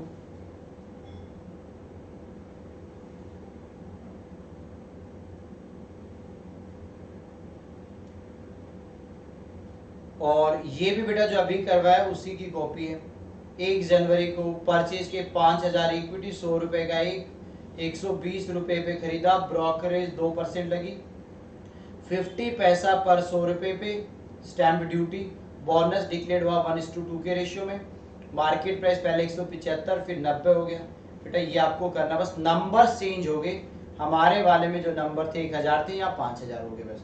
तो बेटा ये भी आप होमवर्क में एक बार ट्राई करके देखना, यकीनन आप बहुत आसानी से इसे कर पाओगे।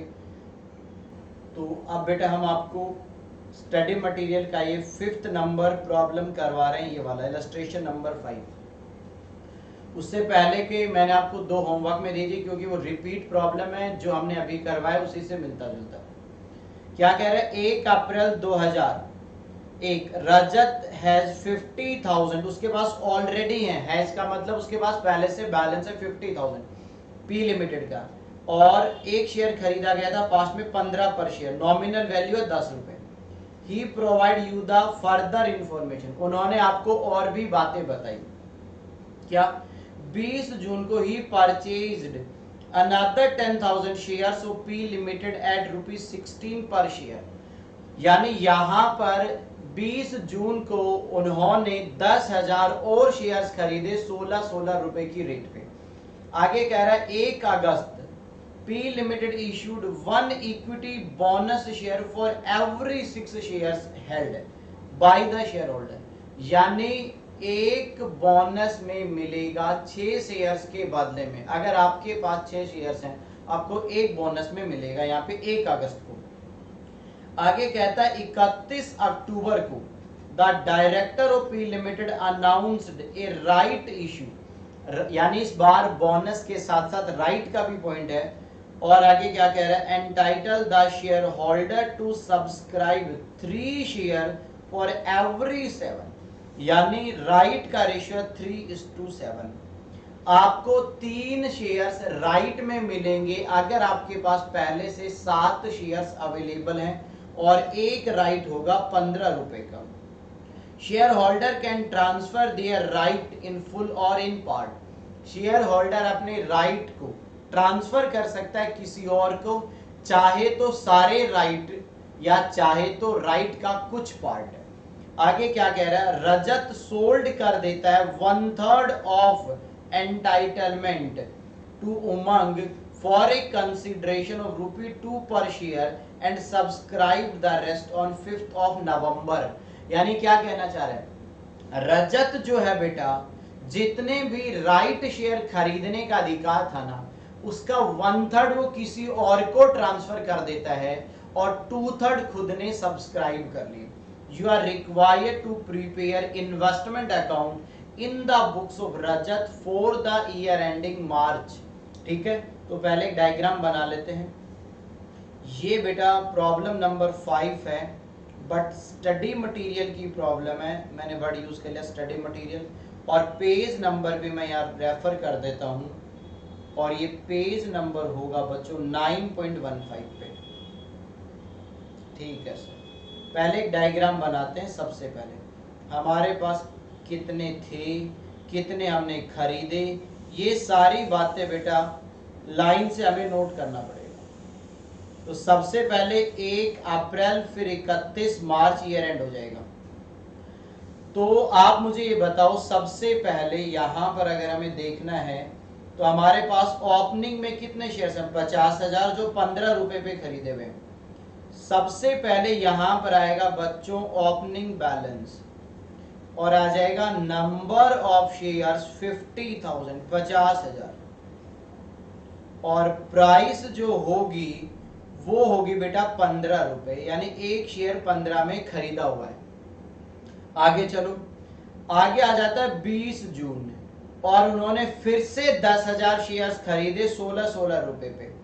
तो यहां पर आ जाएगा बेटा 20 जून, और 20 जून को परचेज ट्रांजैक्शन हुआ, खरीदने का ट्रांजैक्शन। कितने शेयर्स खरीदे बेटा, यहां पर 10,000 शेयर्स खरीदे हैं, और एट द रेट 16 पर शेयर, 16 रुपए के अकॉर्डिंग खरीदे। 20 जून को 10,000 और खरीदे 16 रुपए पे।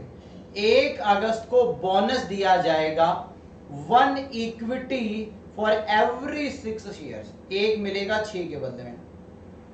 ये आ जाएगा बेटा 1 अगस्त।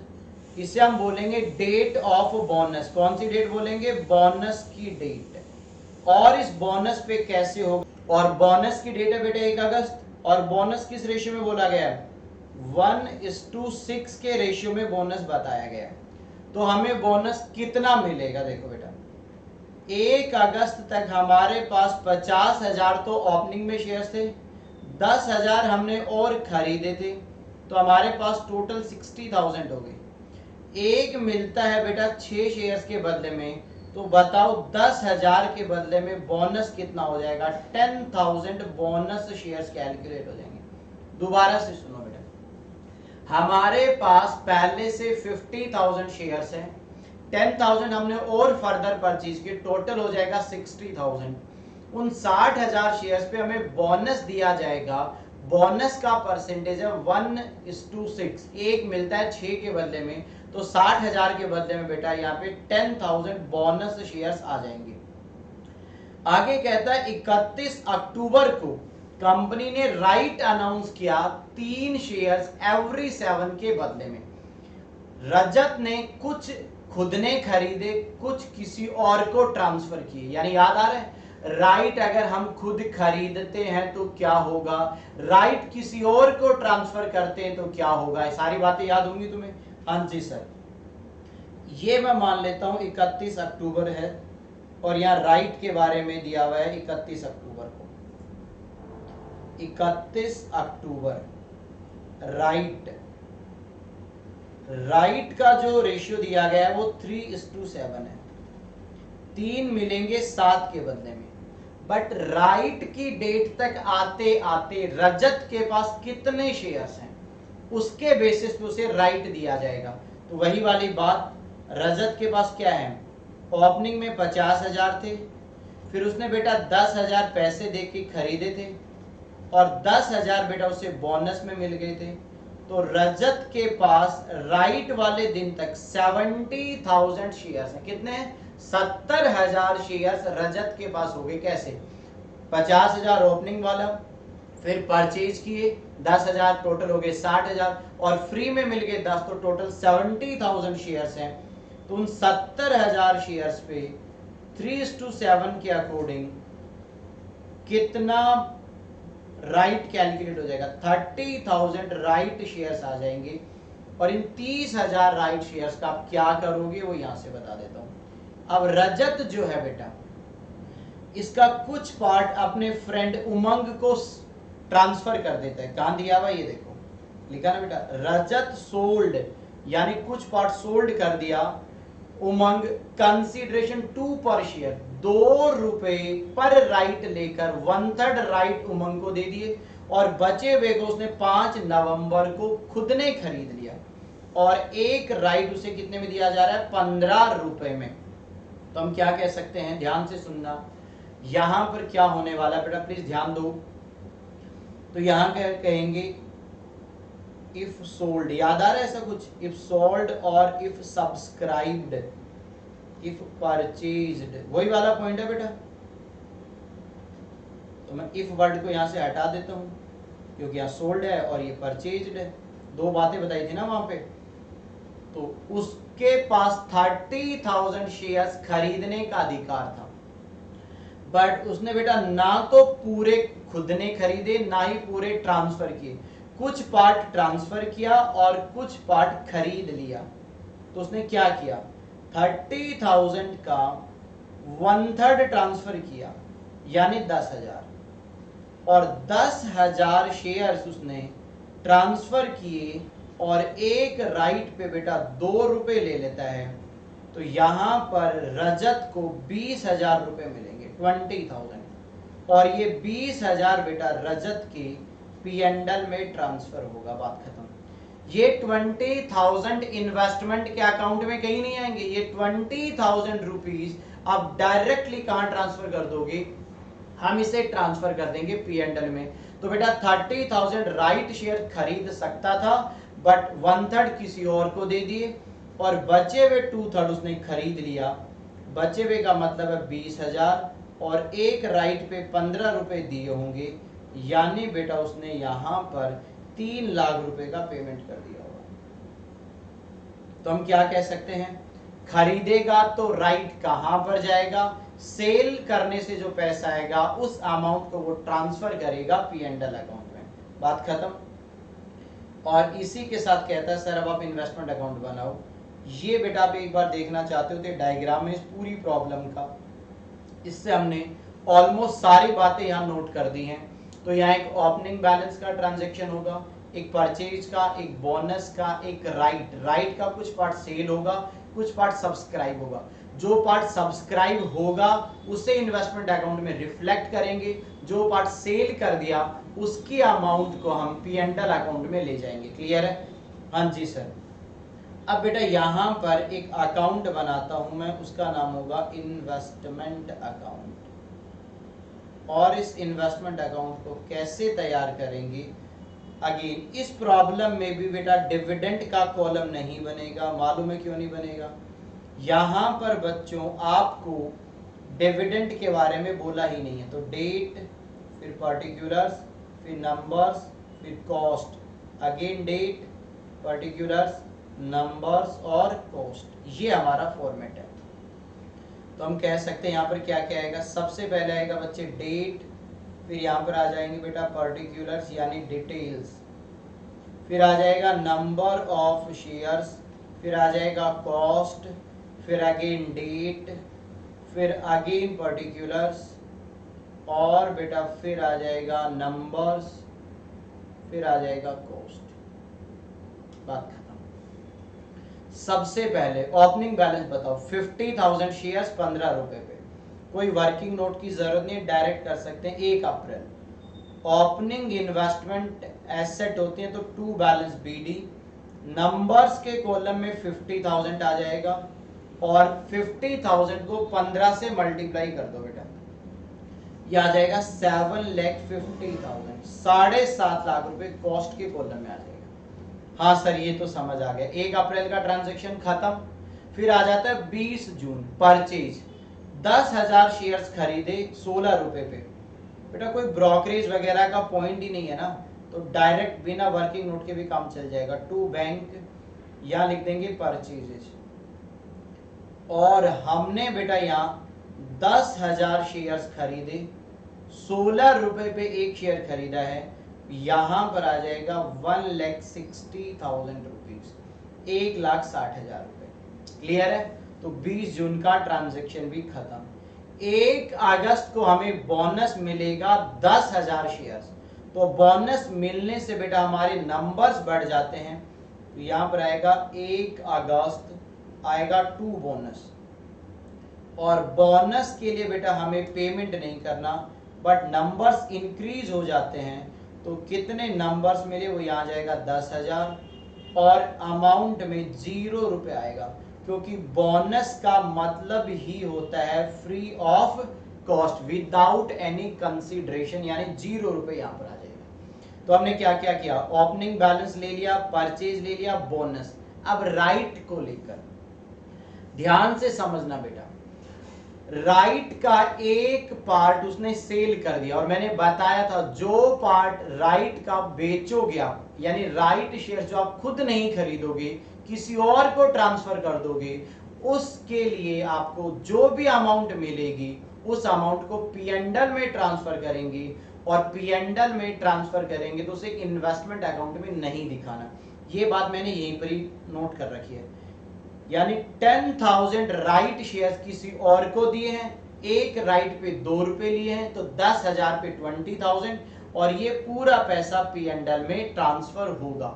इसका हमें कुछ नहीं करना, हमें उस पार्ट का अकाउंटिंग ट्रीटमेंट करना है जिन राइट शेयर्स को हमने खुद ने सब्सक्राइब कर लिया। तो 30,000 राइट शेयर्स थे, जिसमें से 10,000 राइट शेयर किसी और को दे दिए, तो रिमेनिंग 20,000 रजत ने खुद ने खरीद लिया, और रजत को वो मिला है 15 रुपए पे, और रजत ने इसका पेमेंट किया बेटा 5 नवंबर को, यहाँ दिया होगा 5th of नवंबर।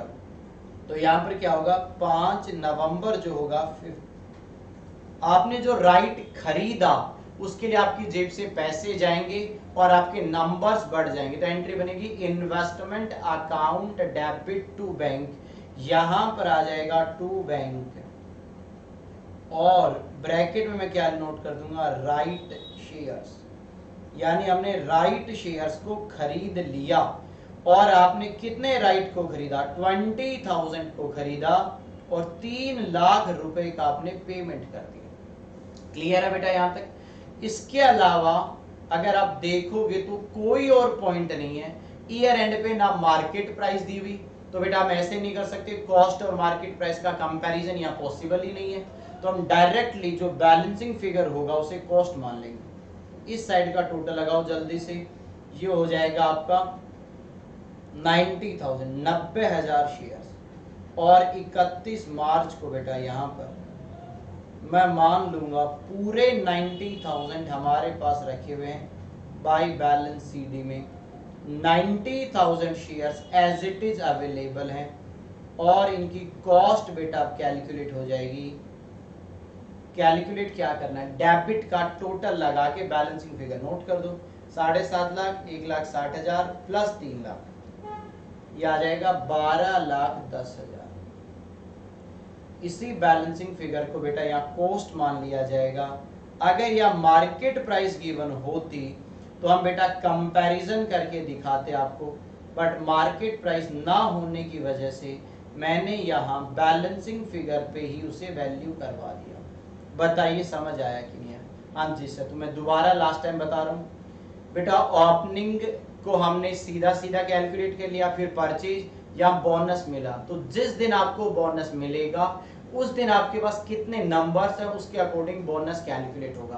तो बोनस से पहले आपके पास ओपनिंग वाले शेयर्स और आपने कुछ खरीदे, उन दोनों को हम प्लस करके बोनस कैलकुलेट कर लेंगे। फिर राइट में आपको कितने शेयर्स मिल सकते थे, 3:7 के अकॉर्डिंग हमें 30,000 राइट खरीदने का अधिकार था। उसमें से 10,000 हमने राइट किसी और को ट्रांसफर कर दिए, उससे जो पैसा आया यानी सेल प्रोसीड आई उससे हम P&L में ले जाएंगे, और बाकी राइट को खरीदने के लिए जो पैसा दिया उससे हमारे नंबर्स बढ़ेंगे और कॉस्ट के कॉलम में कॉस्ट इंक्रीज करवा दी जाएगी। और ईयर एंड पे कोई मार्केट प्राइस नहीं था, इसलिए हमने ये माना कि इसकी जो बैलेंसिंग फिगर है वही कॉस्ट कंसीडर हो जाएगी। इस तरीके से बेटा पूरा अकाउंट बना दिया, इन्वेस्टमेंट अकाउंट। कोई भी यहां पर आपको दिक्कत नहीं आई होगी। डिविडेंड का पॉइंट अभी भी हमने डील नहीं किया है, क्योंकि डिविडेंड को लेकर अभी मैंने समझाया ही नहीं है, और डिविडेंड वाली प्रॉब्लम अभी तक हमने की भी नहीं। अभी हमने कौन सी प्रॉब्लम कर ली, जहां पर ओपनिंग होगा, परचेज होगा, सेल होगा, बोनस होगा और राइट होगा। तो बोनस और राइट का प्रैक्टिकल प्रॉब्लम देख लिया। डिविडेंड की प्रॉब्लम हम अगली क्लास में पहले समझेंगे, फिर उसकी प्रॉब्लम्स को डील करेंगे। तो आज की क्लास में हम इसी प्रॉब्लम को कवर करवाना था लास्ट, बाकी नेक्स्ट क्लास में कवर करवाएंगे बच्चों।